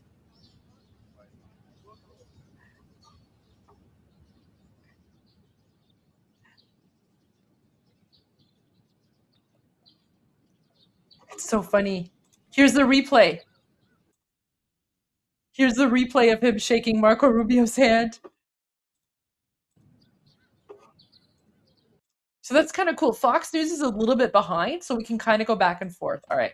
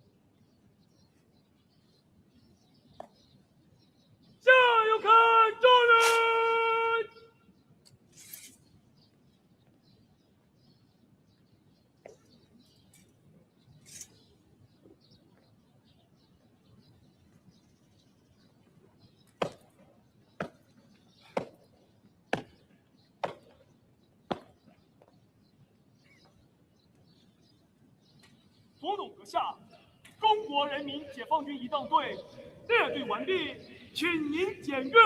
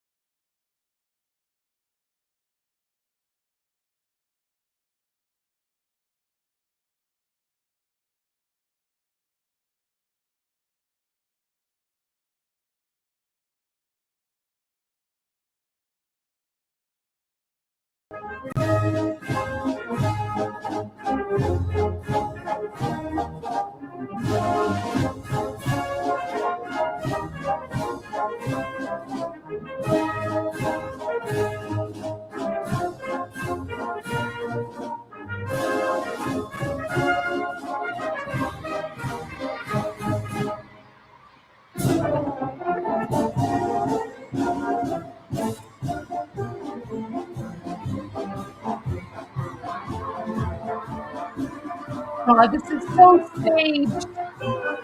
This is like super communist propaganda staged. They probably told the children, like, if you don't clap and cheer and look happy, like, your parents will be murdered or something. Like, they were like, do it like extra. That is so sweet.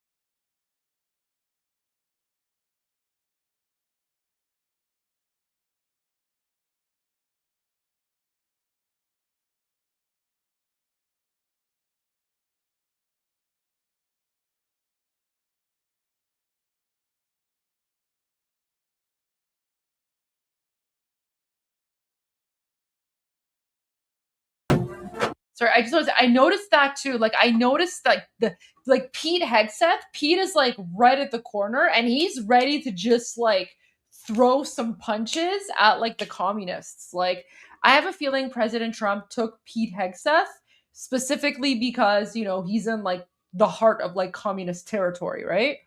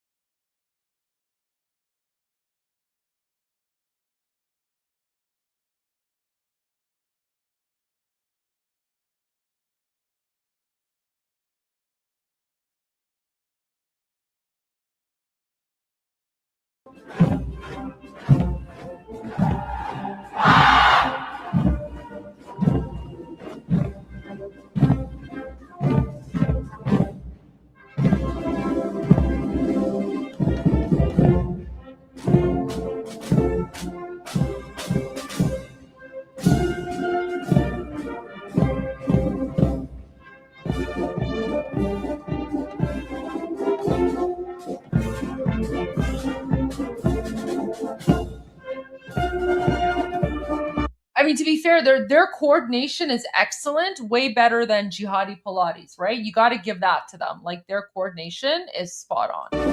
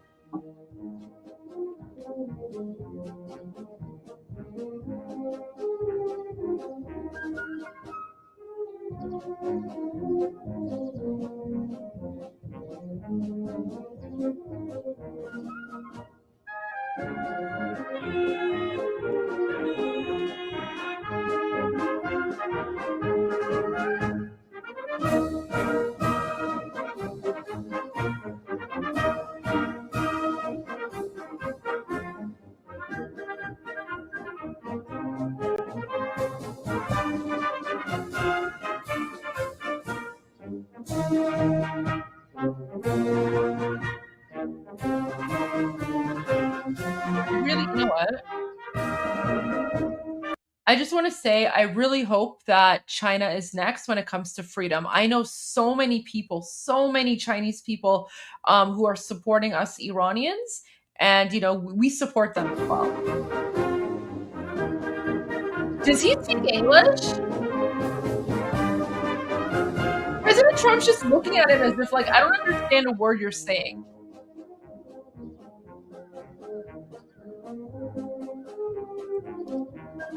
I have to say, you know what? It's kind of cool how President Trump here, he just looks like he owns the place. Like, he literally looks like he's just walked into the Viper's den and he's like, yeah, I'm not that impressed. Like, he just, he looks like he owns the place. It's kind of cool.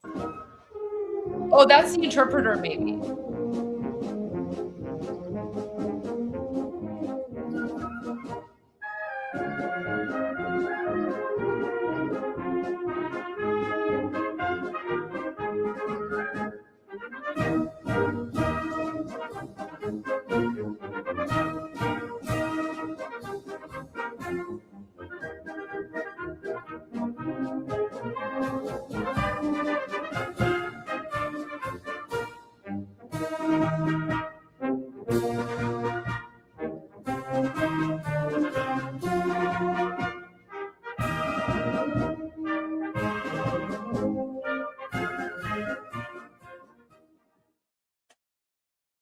That's it?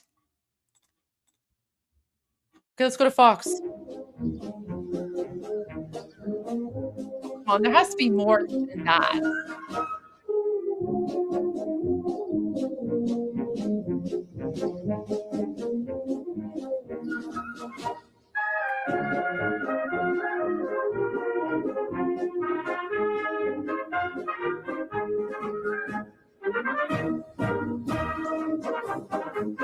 Yeah, we need to see North Korea too. Is that it? What about, like, the speeches? Are there not supposed to be speeches or something?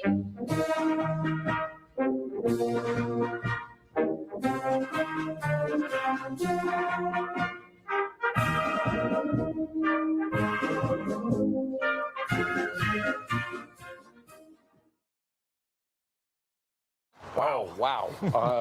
I mean, you talk about, I'm with Bill Hemmer, by the way. We were in Beijing and you're watching, all the pomp and circumstance. I mean, they pulled out all of the stops here. What pageantry. Yeah. What a sign very of well respect. produced. Yeah. Well, I mean, this was choreographed to the second. Bill and I were talking earlier. When you walk anywhere you go in China, wherever there's anybody associated with law enforcement in any way, or even staff at a hotel, they stand at like full stiff attention at all times. I think the kids stole the show. That was my favorite part. Yeah, I was thinking, when you have these summits, Sean, when they're over, you look back and you have moments. And I think we just saw one of those, obviously with the handshake and the two of them listening to the respective national anthems, but seeing the children jump up and down. There was clear intent there. They wanted to create a moment for the TV cameras. They created a moment for sure. You see both delegations. You saw. The moment was that the Communist Party told the children, if you don't jump up and look happy and joyous and healthy, then your parents will be executed. That was the moment. That's how these things operate in communist countries. Yeah. When you think of the pageantry that we all just witnessed, think of the opposite of that. What is the opposite? That we're at each other's throat? And I think this has always been the wisdom behind President Trump. President Xi and I have a great relationship, even though obviously we have differences. They're our top geopolitical foe, right? There was something you were telling me while we were watching this. I did not know. I did not know you were here 30 years ago. And you were describing what a difference. Yeah, I was a much younger. Yeah, so here's the thing, like, so for people who are not familiar with how communist countries or dictatorships operate, that might have looked like a natural, organic moment. But for those of us who come from those sorts of, dictatorships, yeah, we can see a staged event. Like, we can smell it a mile away. And I think they both respect strength. But the fact that they're looking for avenues to work with each other. A lot of it is in the economic sector. Yeah. Obviously, there's going to be conflicts with your top geopolitical foe. That will be discussed too. But it's far better than what the alternative would be, and that is we're at each other's throat. Right. You're seeing this video now that we watched a few moments ago. You know what this No, is? I mean, apparently Xi. people on He's CNN are telling the like world raving that about we are how the amazing equal of the that United States moment in with the America. children was. He's been trying to make that point for years, and the Chinese government really wanted this visit to happen. I would also argue that the White House and President Trump wanted this visit to happen as well. Even when it was postponed the first time around, they still insisted, we'll get there, give us 4 or 6 weeks, but we'll make it happen. I think with regard to that relationship I mentioned earlier, that this meeting is very important. Oh yeah, no, I'm always happy to give, I'm always happy to give commentary. Like that's happy to do that.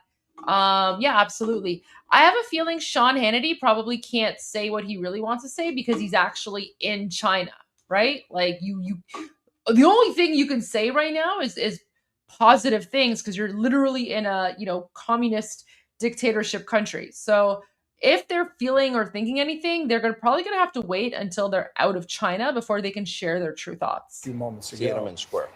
You would have only seen, Sean, bicycles on that road and buses that were packed to the brim and just kicking out dark exhaust smoke out the back. And you don't see that anymore. You see nice cars, you see electric cars. The number of bicycles now have been reduced significantly. By the way, there's a 50-50 mix, electric vehicles versus gas-powered vehicles. I think you're right about that. And if the trend is your friend, I think the electric vehicle situation here in China will continue that. Okay, look at this, guys.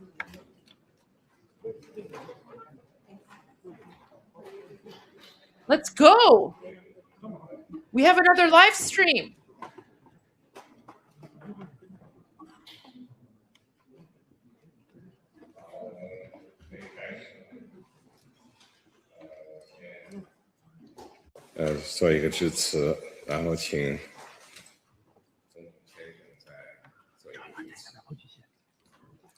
No, this is Fox News Live. Oh, okay. So Fox News Live just turned to it as well. Okay. Here we go. Look at this.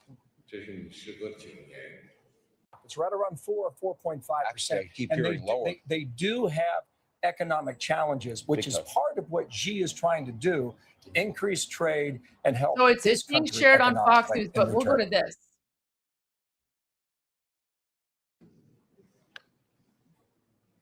Oh,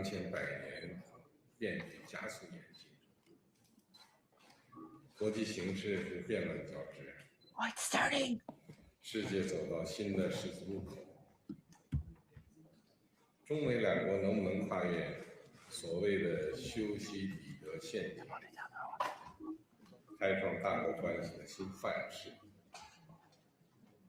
能不能携手应对全球挑战，为世界注入更多的稳定性？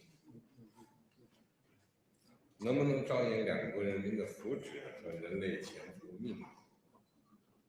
共同开创两国关系的美好未来，这些可以说是历史之问、世界之问、人民之问，也是我同您作为大国领导人需要共同书写的时代答案。 Do you guys prefer the unedited feed or do you want the Fox News feed? This is the unedited, and then this is Fox News. 我向 尊敬的特朗普总统先生，很高兴啊， Oh, this is better. 和你在北京见面。这是你时隔9年再次访华，我们的会面现在可以说是举世瞩目。So we're not getting an English translation. As soon as we get those remarks interpreted, I'll obviously relay that to the audience. I will tell you a funny story. If you recall, the president was meeting with President Xi. This was in the U.S. And it was the night the president had made the order to hit Syria. So that's April of 2017. So this is one version. The president told me the backstory to that. And I believe he told me. This is the other version that's without commentary. Which one do you guys prefer?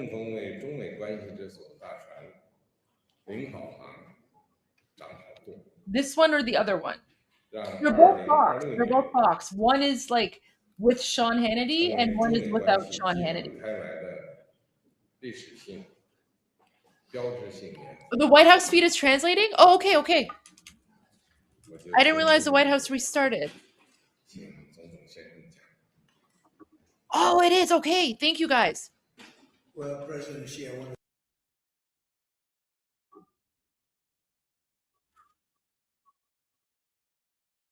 want to thank you very much.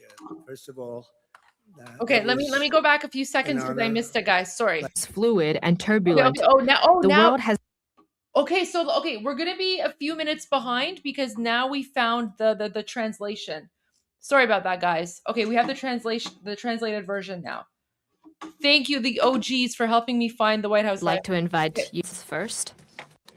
Let me say a few words first. And then I'd like to invite you, Mr. President, to deliver your opening remarks. President Trump, I'm very pleased to meet you in Beijing. Welcome back to China after 9 years.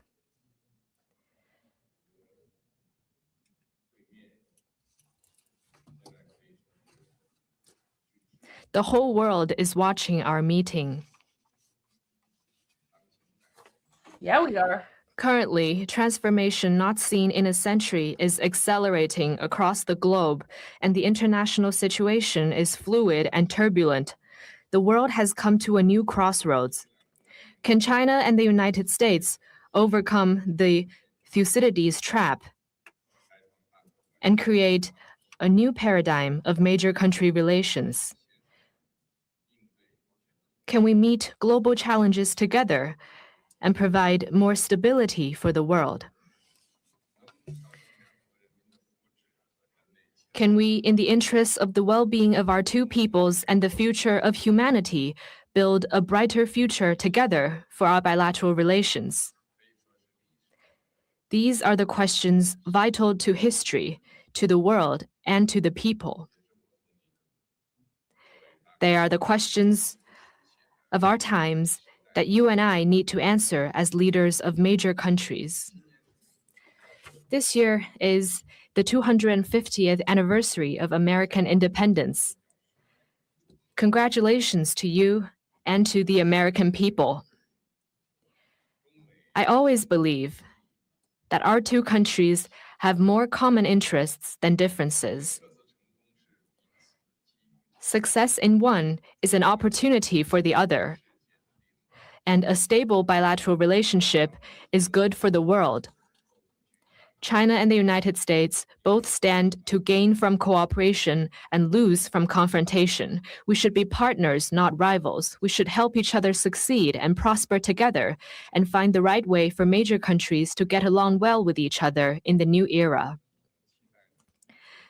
Mr. President, I look forward to our discussions on major issues important to our two countries and the world, and working together with you to set the course for and steer the giant ship of China-U.S. relations so as to make 2026 a historic landmark year that opens up a new chapter in China-U.S. relations. I will pause here and hand over to you, Mr. President. Thank you. Yeah, I just want to say I don't trust him. I don't trust him, and he's lying. don't trust communists. Like, they literally want to like destroy the United States. Well, President Xi, I want to thank you very much. First of all, that was an honor like few have ever seen before. And I think I was particularly impressed by those children. They were happy. They were beautiful. The military is obvious. It couldn't be better, but those children were amazing, and they represent so much. And I know they represent so much to you. You and I have known each other now for a long time. In fact, the longest relationship of our two countries that any president and president has had. And that's, to me, an honor.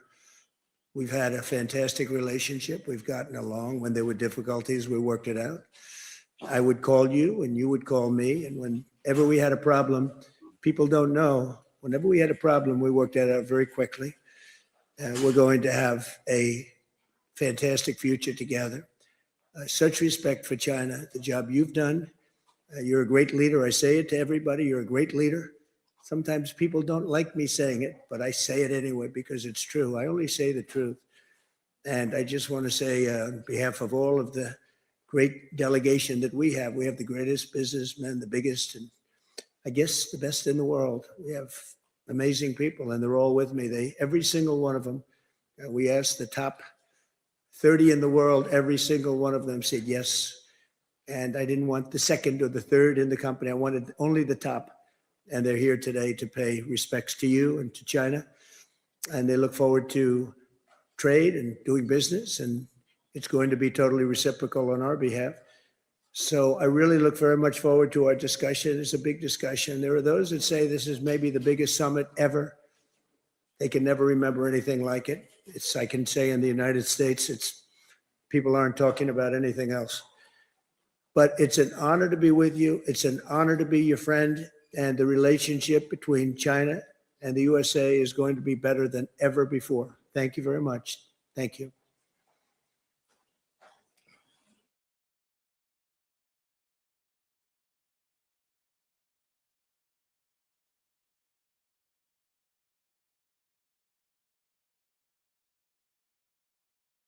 Particularly impressed by those children. They were happy. They were beautiful. The military is obvious. It couldn't be better. But was that those it? Children were amazing, and they represent so much. And I know they represent so much to you. You and I have known each other. That is, because now we're on to Senator Lindsey Graham. The longest relationship of our two countries that any president. That was it. No, I think you got to do two things at once.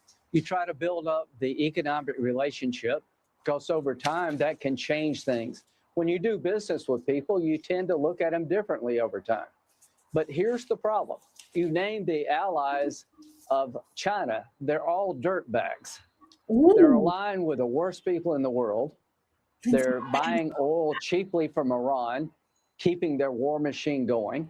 Same thing with Russia. If China stopped buying Iranian oil or threatened to do it, the war in Iran would be over. All I'm asking China to do is help us open up the Strait of Hormuz, help us stop Iran from getting a nuclear weapon, because I think they would use it, help us end the bloodbath in Russia, Ukraine, that is hurting the world economy. If you help us, I will be very grateful. If you don't help us and you continue to prop up these regimes, I will do business with you on Monday and put tariffs on you on Tuesday. And the only thing China understands is what I just said. Xi is not a crazy man. He's not irrational. If he believed President Trump would crush his economy, the Chinese economy, for propping up Putin and Iran, I think he would change his behavior. You don't need to threaten him directly, but you need to make it real to him. Senator, we have a printout of what President Xi was saying to President Trump. It was not interpreted in real time. This is what he said. He said, "I have always believed that the common interests between China and the U.S. outweigh the differences." He said that success of China and the U.S. is an opportunity for each other. He said stability of China-U.S. relations is a good thing for the world. He's said he's looking forward to exchanging views with President Trump on major issues. And he said, let 2026 be a historic and landmark year for China-U.S. relations to carry on the past and open up the future. Now, would one alternative be, I mean, we are a net exporter of energy. Yeah. Is that a possibility? Everything's possible. That we export to them? They're an export country. They don't have, there are 1.4 billion Chinese who live, a lot of them live in poverty. There's no Social Security. There's no Medicare. Our worst day is China's best day. They put on a hell of a show, but their economy is struggling. Inner China, coastal economy is strong. The inner part of China lives hand to mouth. I wouldn't trade places with them for all the tea in China. The bottom line here is I want a good relationship with China, but if President Trump doesn't make it clear to President Xi that your bad actions regarding Iran and Russia, fueling terrorism and a never-ending conflict, they need to change. And if they change, you'll be rewarded. Yeah. If they don't, you'll be punished. If we don't communicate that, then I think we'll have failed, quite frankly, to achieve the goal of this summit for me, which is to get China to be more normal. Look, I think you hit it at the very beginning. You're dealing with the man that is the author of The Art of the Deal. And Yeah, one thing best President guy we Trump could said have. to me on the flight over here is said, everything is on the table. You Yeah. name it, it'll be brought up in the course of this trip here. Senator, we do appreciate you being with us. Thank you for your patience. We appreciate your time. All right, President Trump is making trade a major key focus of this week's summit. The Chinese economy has been struggling. Here with more insight on the business opportunities that can certainly come out of this summit is the host of Making Money on Fox Business, our friend Charles Payne is with us from the Fox Business Network. Charles, you know, their economy has been struggling. Now, there is one point that Lindsay was making. They do rely on Russian and Iranian oil, the Strait of Hormuz. They I have get comments on discounted what prices Senator from Graham. both countries. I have comments on what Senator Graham said, but let's listen to this first. Sorry, guys. I didn't expect to be going this late. I didn't expect like the whole China thing to come up. However, for some reason, I thought it was all happening tomorrow. 80% price increase in oil. That's number one. 90% of their oil coming through the Strait of Hormuz. Their tanker just got hit. Economically, I would say it would be in both countries' best interest if they came up with these deals. And then look at the who's who of business people that are here. These are all people you know very well, Charles. Yeah, no, they're all, and a lot of those business folks are household names. Everyone knows Elon Musk. Jensen Huang's becoming a household name. You've got the biggest of the biggest out there. It's interesting because listening to Senator Graham, he didn't bring up Taiwan, which is, what ultimately I think what she wants to have as what we remember him by, the world remembers him by, particularly China, having reunited Taiwan. And that would be the ultimate bargaining chip. The dragon bear combination, you cannot separate that. Yes, he should influence Russia to pull back. And we heard Putin earlier this week suggest that's going to happen. They've taken traumatic losses. They've been humbled, embarrassed by this whole thing. But that's a key relationship because ultimately, China would like to supersede America. They've said so. They put it in writing. It's their goal. And what he's trying to do is what historians call sort of a way of avoiding a historic trap where the rising nation takes on the sitting ruling nation in the world. And in the last 500 years, this happened 16 times. And 12 times that's occurred, we had war. He would like to avoid a war in doing this. So, yes, we have to have he wants to have a complementary relationship with America. And he would like to succeed in taking his economy beyond ours and also succeed in bringing in Taiwan. Those are his ultimate goals. And he'd like to do it with a friendly relationship. Obviously, we know those are his goals. We know that we've committed to protecting Taiwan. And so in the meantime, the tariff actions, they've been put on pause, 145% tariffs at one point. That was crushing their economy. Apparently, there's a deal already in place. They'll probably sign off on it in the next 24 hours, a $30 billion trade deal. And ultimately, the goal for President Trump was to get all tariffs down. That's what a lot of people forget about. And they had much bigger tariffs on our products than we had on theirs. So that would be a success for everyone. There's going to be a massive goods order. Our goods orders have dropped dramatically from China. There's some rerouting into other nations, but that costs them money. So Economically, there should be some massive deals out of this, but we should never forget what China's ultimate goal is. And as Xi gets older, he's going to be more desperate to get those completed. Well, I think that's true. And, you know, interestingly, Bill was telling me the story how he came here, not even working for a network at the time. He just was traveling the world and spent a full year on the road. And he was here and he talked about. Okay, they're just talking like random nonsense stuff. Guys, look at this. Look at this. Oh, wait. My browser lost connection. All right, guys, give me a moment. I need to reconnect. This is really interesting. Look at this. Okay. Great delegation. Wait for it. Wait for it. The greatest businessmen, the biggest, I guess, the best in the world. We have amazing people, and they're all with me. Every single one of them. We asked the top 30 in the world. Every single one of them said yes. And I didn't want the second or the third in the company. I wanted only the top. And they're here today to pay respects to you and to China. And they look forward to trade and doing business. And it's going to be totally reciprocal on our behalf.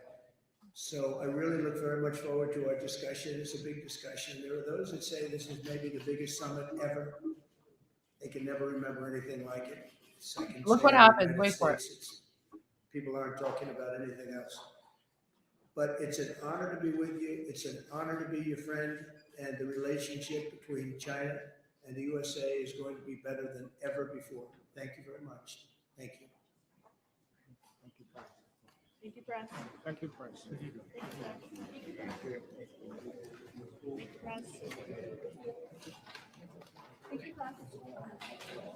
Guys, watch this. Watch this part.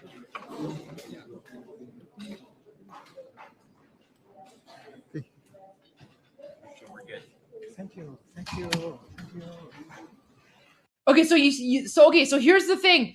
You hear, like, so as it's ending, guys, this is the crazy part. So as it's ending, Marco Rubio leans in, and then him and Trump, like, they start having this conversation, and they're, he's looking somewhere, he's not impressed. And then you hear, like, the guy who's with the CCP, I guess, he's like, thank you. Like, he's basically saying to the press, okay, like, cut your feed. So he's basically saying, end the live stream. Now watch what happens.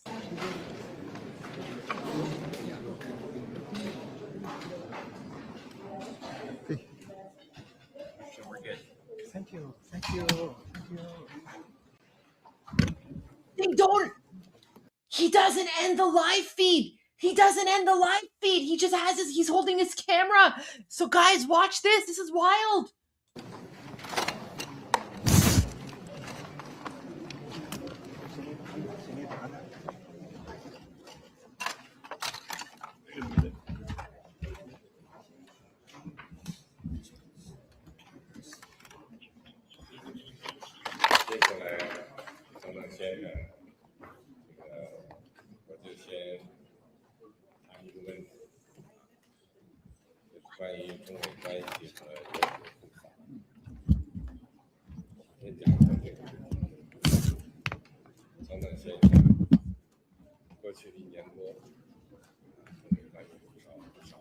Like, what is this? Did he just, like, do you think he just forgot to turn off his live stream?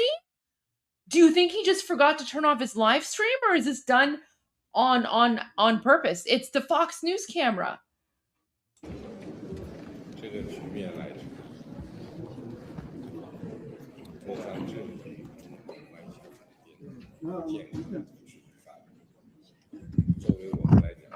What is going on?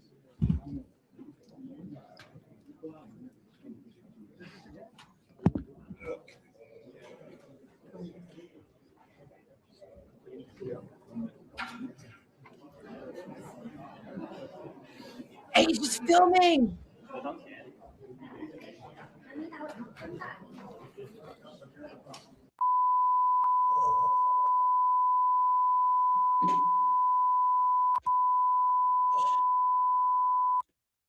Guys, Guys, I haven't seen this sort of image since like my childhood.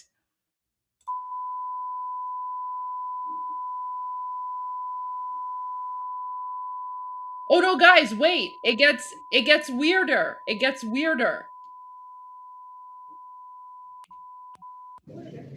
Look, it continues. It continues. It continues. Look at this.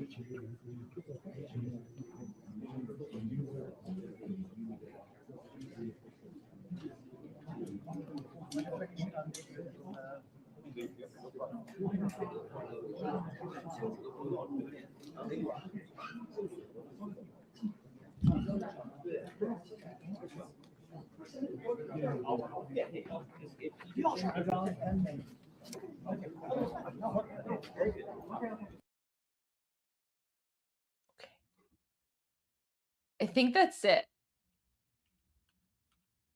I think maybe at that point, like someone, yeah. So that's what I think some, you know what?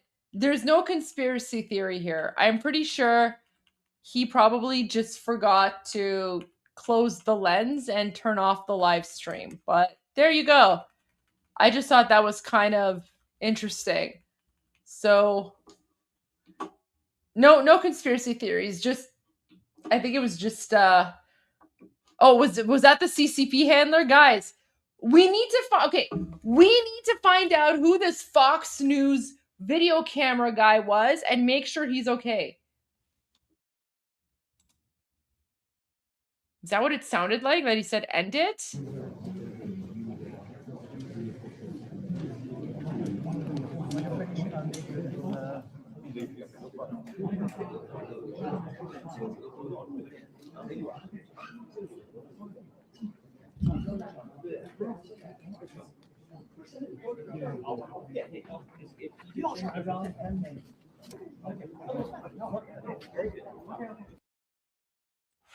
I don't know, man.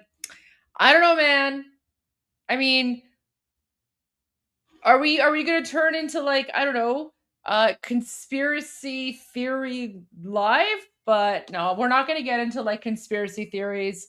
That was probably just like, you know, a technical error or something. But yeah, I just thought that was very, very bizarre and interesting, especially since like it cut out and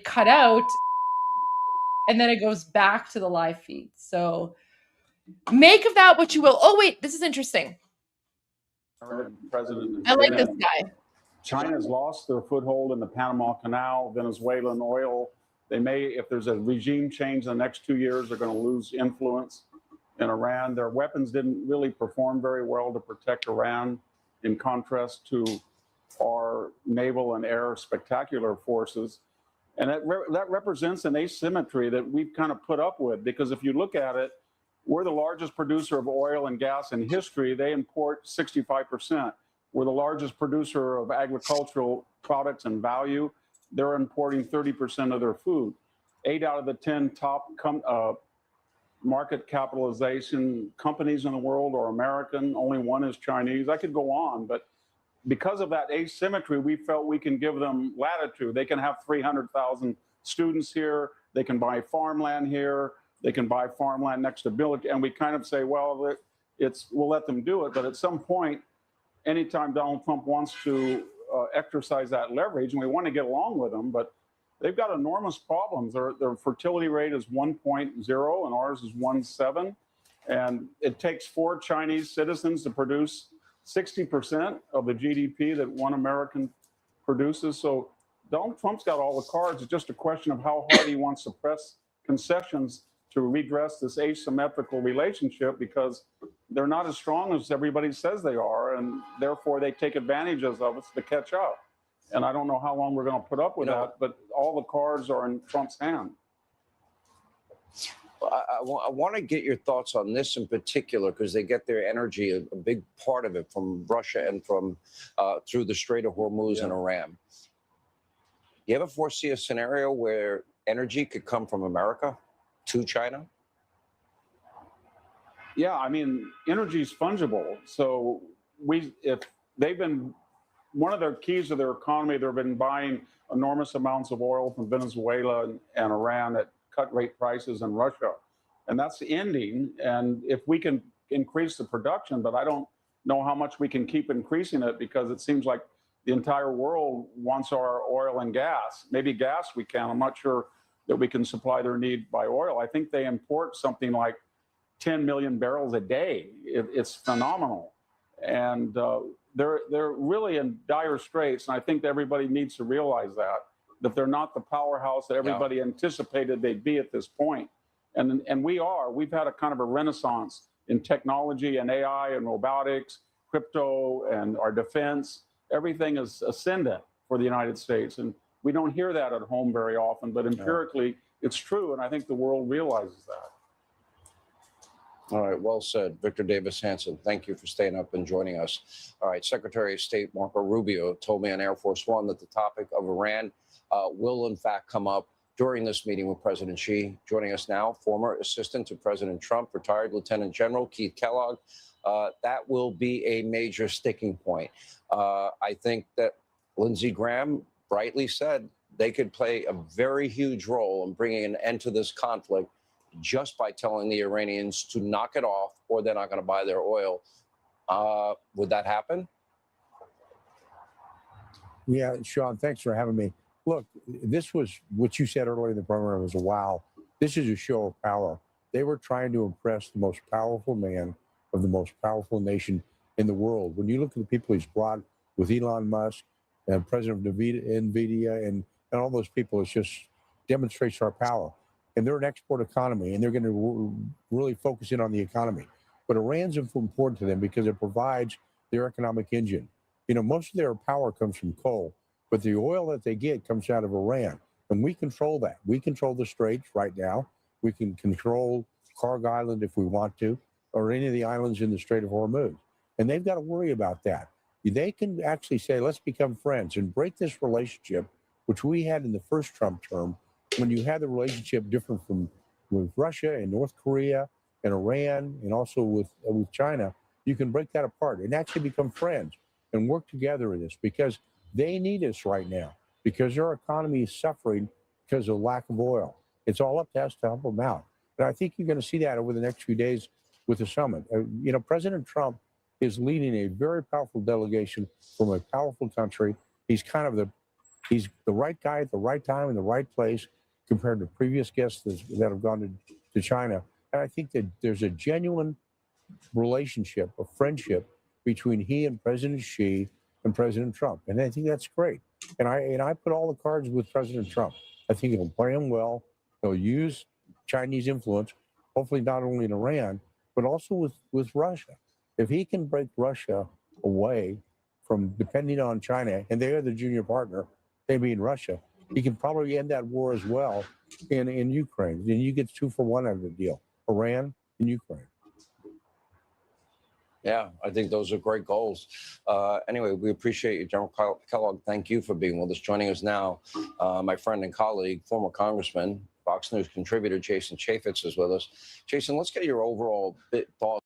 Okay, now we're kind of getting into like boring people that I don't really care about anymore. So I think I'm kind of done with Sean Hannity. But guys, look at this. This is so weird.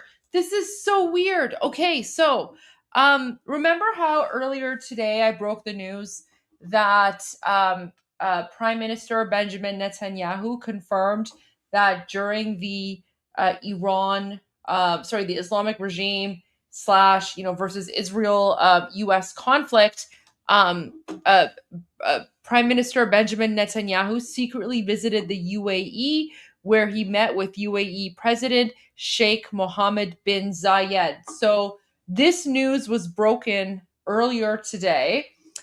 This is coming from the official government account of the Prime Minister of Israel. Okay. Now, the official government account of the UAE is denying it.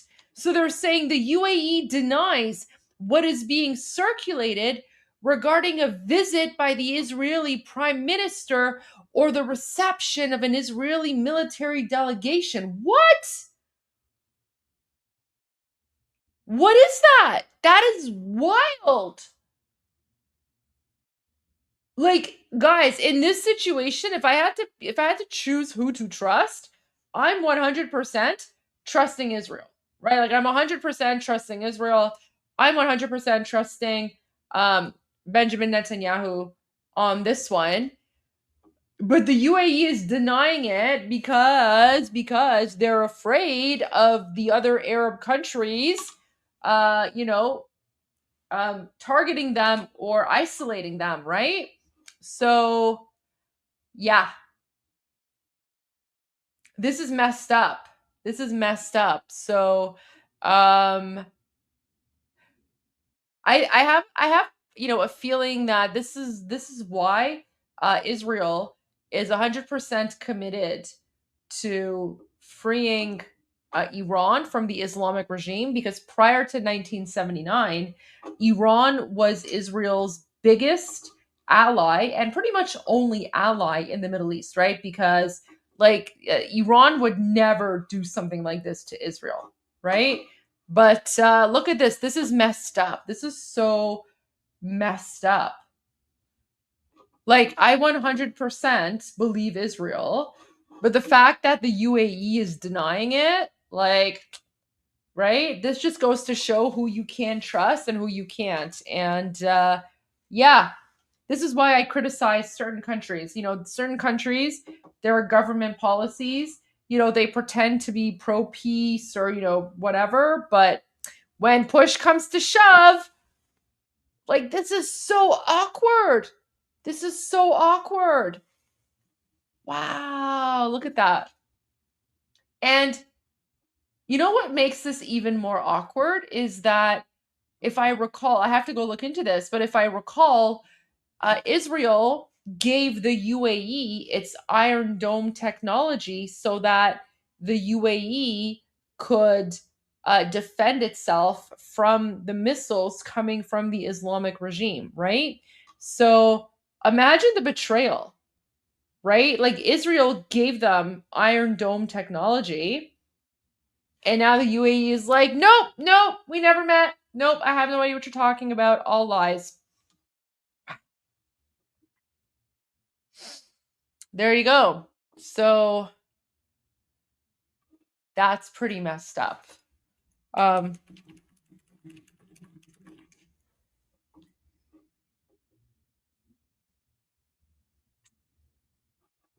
That's super, super messed up.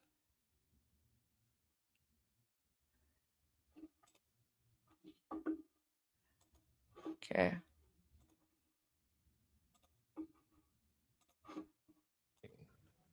We hope to convince them. No, we already watched this. I don't want to rewatch this. We already saw the Sean Hannity version of this. Let me see if I can find something.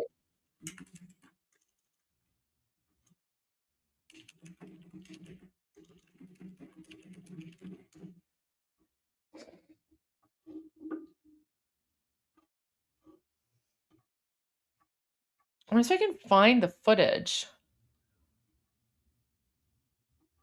of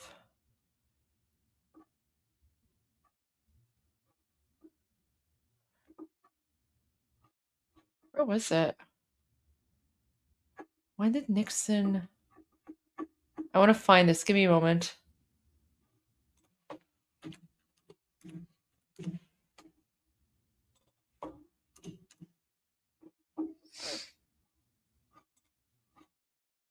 Here we go, guys.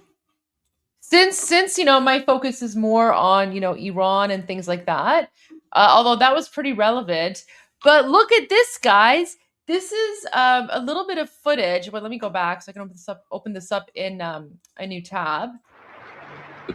But here is footage of President Richard Nixon's state visit to Iran in 1972. So I just thought you guys might find this interesting.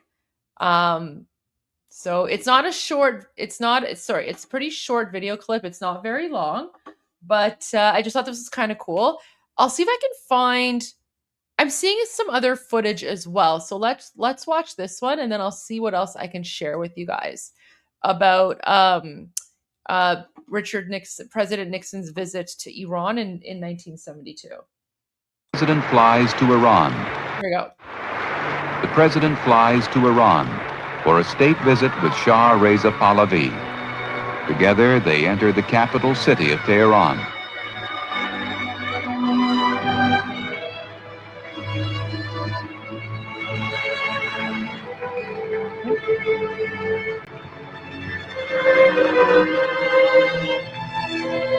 I want to go back. I want to enjoy For a state visit, this. the president flies to Iran for a state visit with Shah Reza Pahlavi. Together, they enter the capital city of Tehran.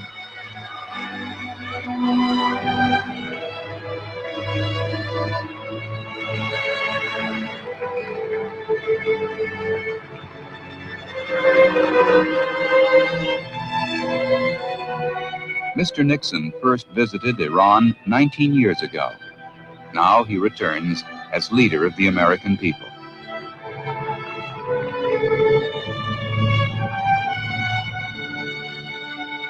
During afternoon sessions, the president and Shah discuss peaceful resolution of the Middle East situation and the security and economic growth of the Persian Gulf.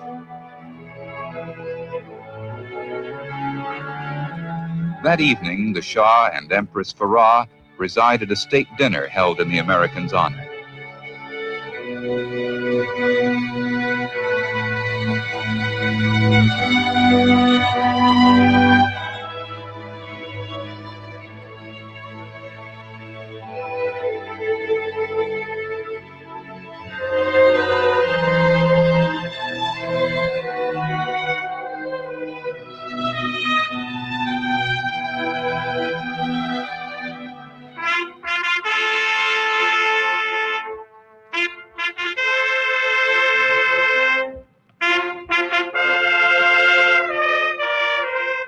Mr. Nixon pays his respect at the tomb of the Shah's father, the founder of modern-day Iran.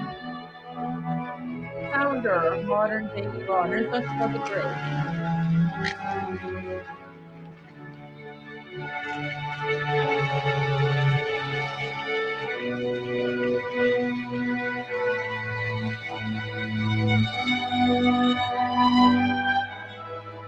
Iran recently celebrated the 2,500th anniversary of its monarchy. Under the Shah's administration, land redistribution, literacy programs, and industrial development have made the country a leader among the Persian Gulf states. At the Sadabad Palace, President and Mrs. Nixon host a luncheon for the Shah, Empress Farah, and Iranian dignitaries. The United States and Iran have had cordial relations for many years. This visit confirms their strong ties and mutual respect. Wow.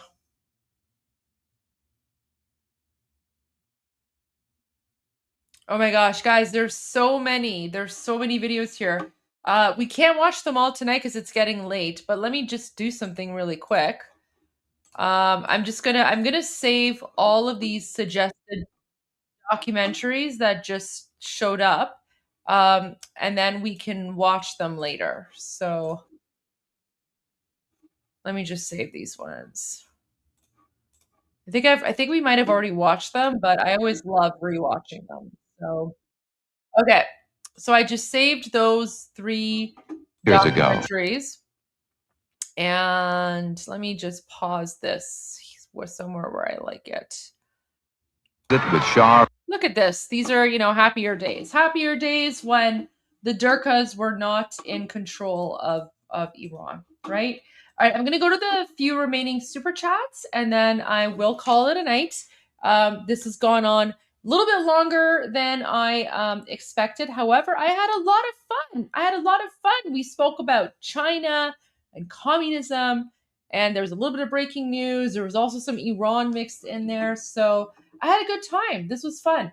Okay, so to the super chats, the major actual Magbar Zabig New Brzezinski. Let's see who this guy is. I'm pretty sure I know him, but let me just pull it up again. Who is this guy?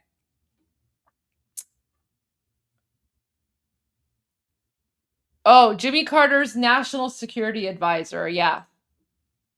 That guy was an idiot. Literally gave Jimmy Carter the wrong advice about Iran, and that's what led to 1979. So there you go. Bill Herman sent a sticker. Thank you. Appreciate that. Peace Dynamo. Thank you for the heart. Omid gifted a membership. Thank you. Due to you / for you. Goldie's Egg Roll Fund. Oh my gosh, thank you. You know what? How about this? I will. Oh yeah, President Trump's interview is 9 p.m. tomorrow night. So thank you. I will get some egg rolls for President Trump's interview with Sean Hannity tomorrow night. Bob Mander. I wonder if everything there was made in China. Yeah, pretty much. That, good question. Yes, everything there is pretty much made in China. Omid gifted another membership. Thank you. PokeGo says it's almost June 4th, and it's iconic to see these communists having grand scene here, which massacre happened 37 years ago. As evil, 37 years before, evil as IRGC killing Iranian. Yeah, 100%. I mean, the communist Islamist dictatorship mentality is pretty similar in terms of how they oppress their own people. Big Text, thank you for covering this powerful, historic. Thank you. I'm glad you enjoyed that, guys. I always love doing like watch parties. I mean, I would watch this stuff on my own anyway because I'm like a big, political nerd, former politician, political nerd. I'm just glad you guys enjoy it, and we can watch it together. So thank you so much for that. Due to you, Goldie's late night caffeine fund. Thank you. I literally could not take caffeine right now because otherwise I would be up all night. But thank you. I will save that for a rainy day. Rod Miller, it might be self-preservation. Oh, so Rod's referring to the UAE denying the fact that Benjamin Netanyahu visited. And Rod is saying, wasn't Anwar Sadat from Egypt taken out by his own military after trying to make peace with Israel? Yeah, that is a very good point. So, I have a feeling that in terms of what's happening here as Israel is testing the waters, you would think that after the UAE claiming that they're this progressive, modern, peaceful state, and everyone lives and coexists and blah blah blah, that it wouldn't be an issue that Benjamin Netanyahu visited. But obviously that's not the case, right? The UAE portrays this image of peace and modernity and whatever, but there's a lot of filth that goes on behind the scenes. There's a lot of that's all I can say. Just there's a lot of filth that goes on behind the scenes. Just look up like what's it called?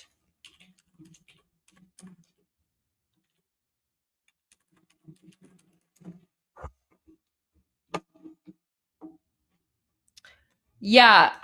So on your own, look up Dubai porta potties, and that will tell you everything you need to know about the very active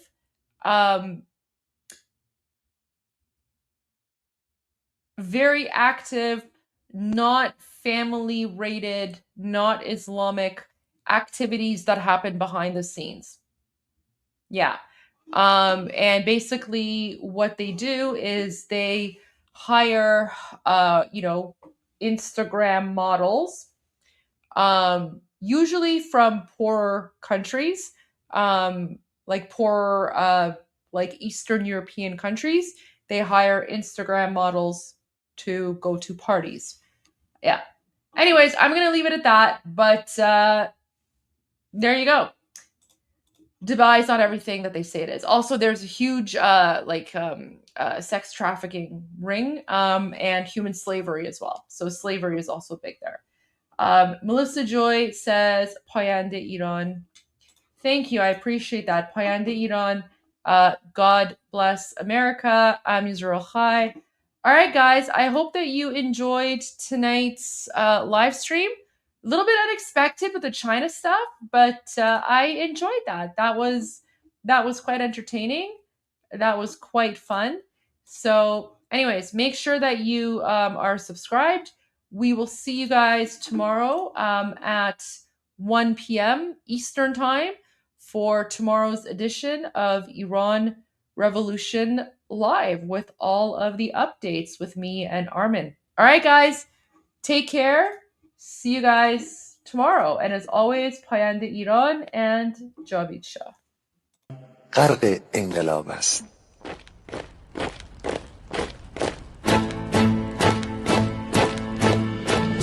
کشور ما، تاریخ ما در سیدگر فرا گرفته، گویی اهورا مستا دوباره در نور خود مرا گرفته. اشکم سرودی سر میدهم باز فارغ از رنج و تشویش. ایران غرق انقلاب است، به پیش به پیش به پیش. ایران غرق انقلاب است، به پیش به پیش به پیش.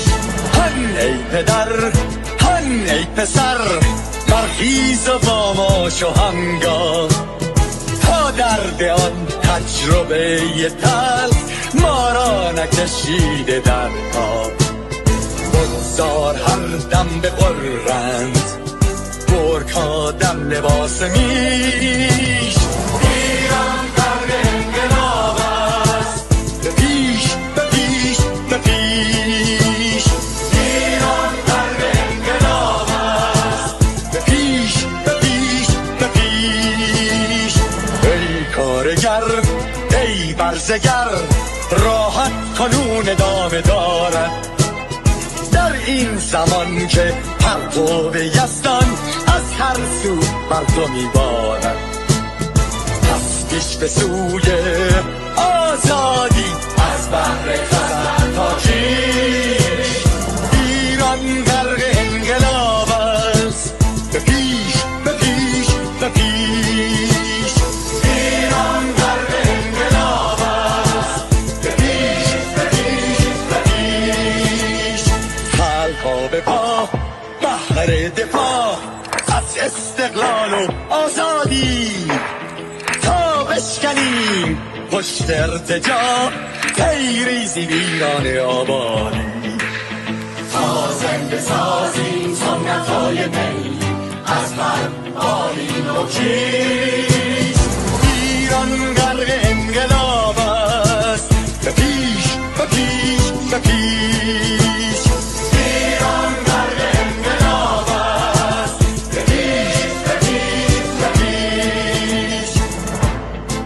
با امید روزی که تمام این دلبشو انقلاب تموم بشه و ما در روشنایی، نور و سعادت مردم کشورمون غرق بشیم. نه خارجی، نه بیگانه، نه مستشارهای ویرانی، نه چیر خاران، نه کاسلیسان، فقط هم رزمان ایرانی. ما با شرافت میهنی بسازیم بهر فرزندان خویش. ایران غرق انقلاب است، به پیش به پیش به پیش.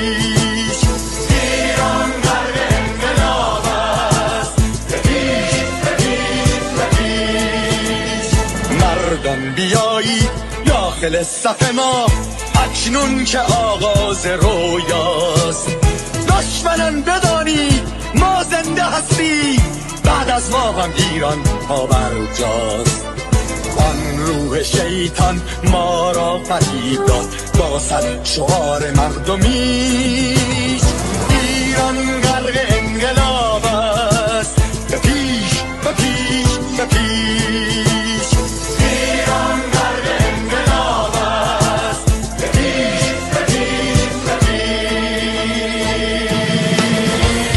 پرچم ما پرچم ایران غرق خون شهیدان روی شانه هامان حمل میکنیمش در هر خیابان و میدان تا ماسک دلقکان را برداری از روی تسبیح و ریش ایران غرق انقلاب است به پیش به پیش به پیش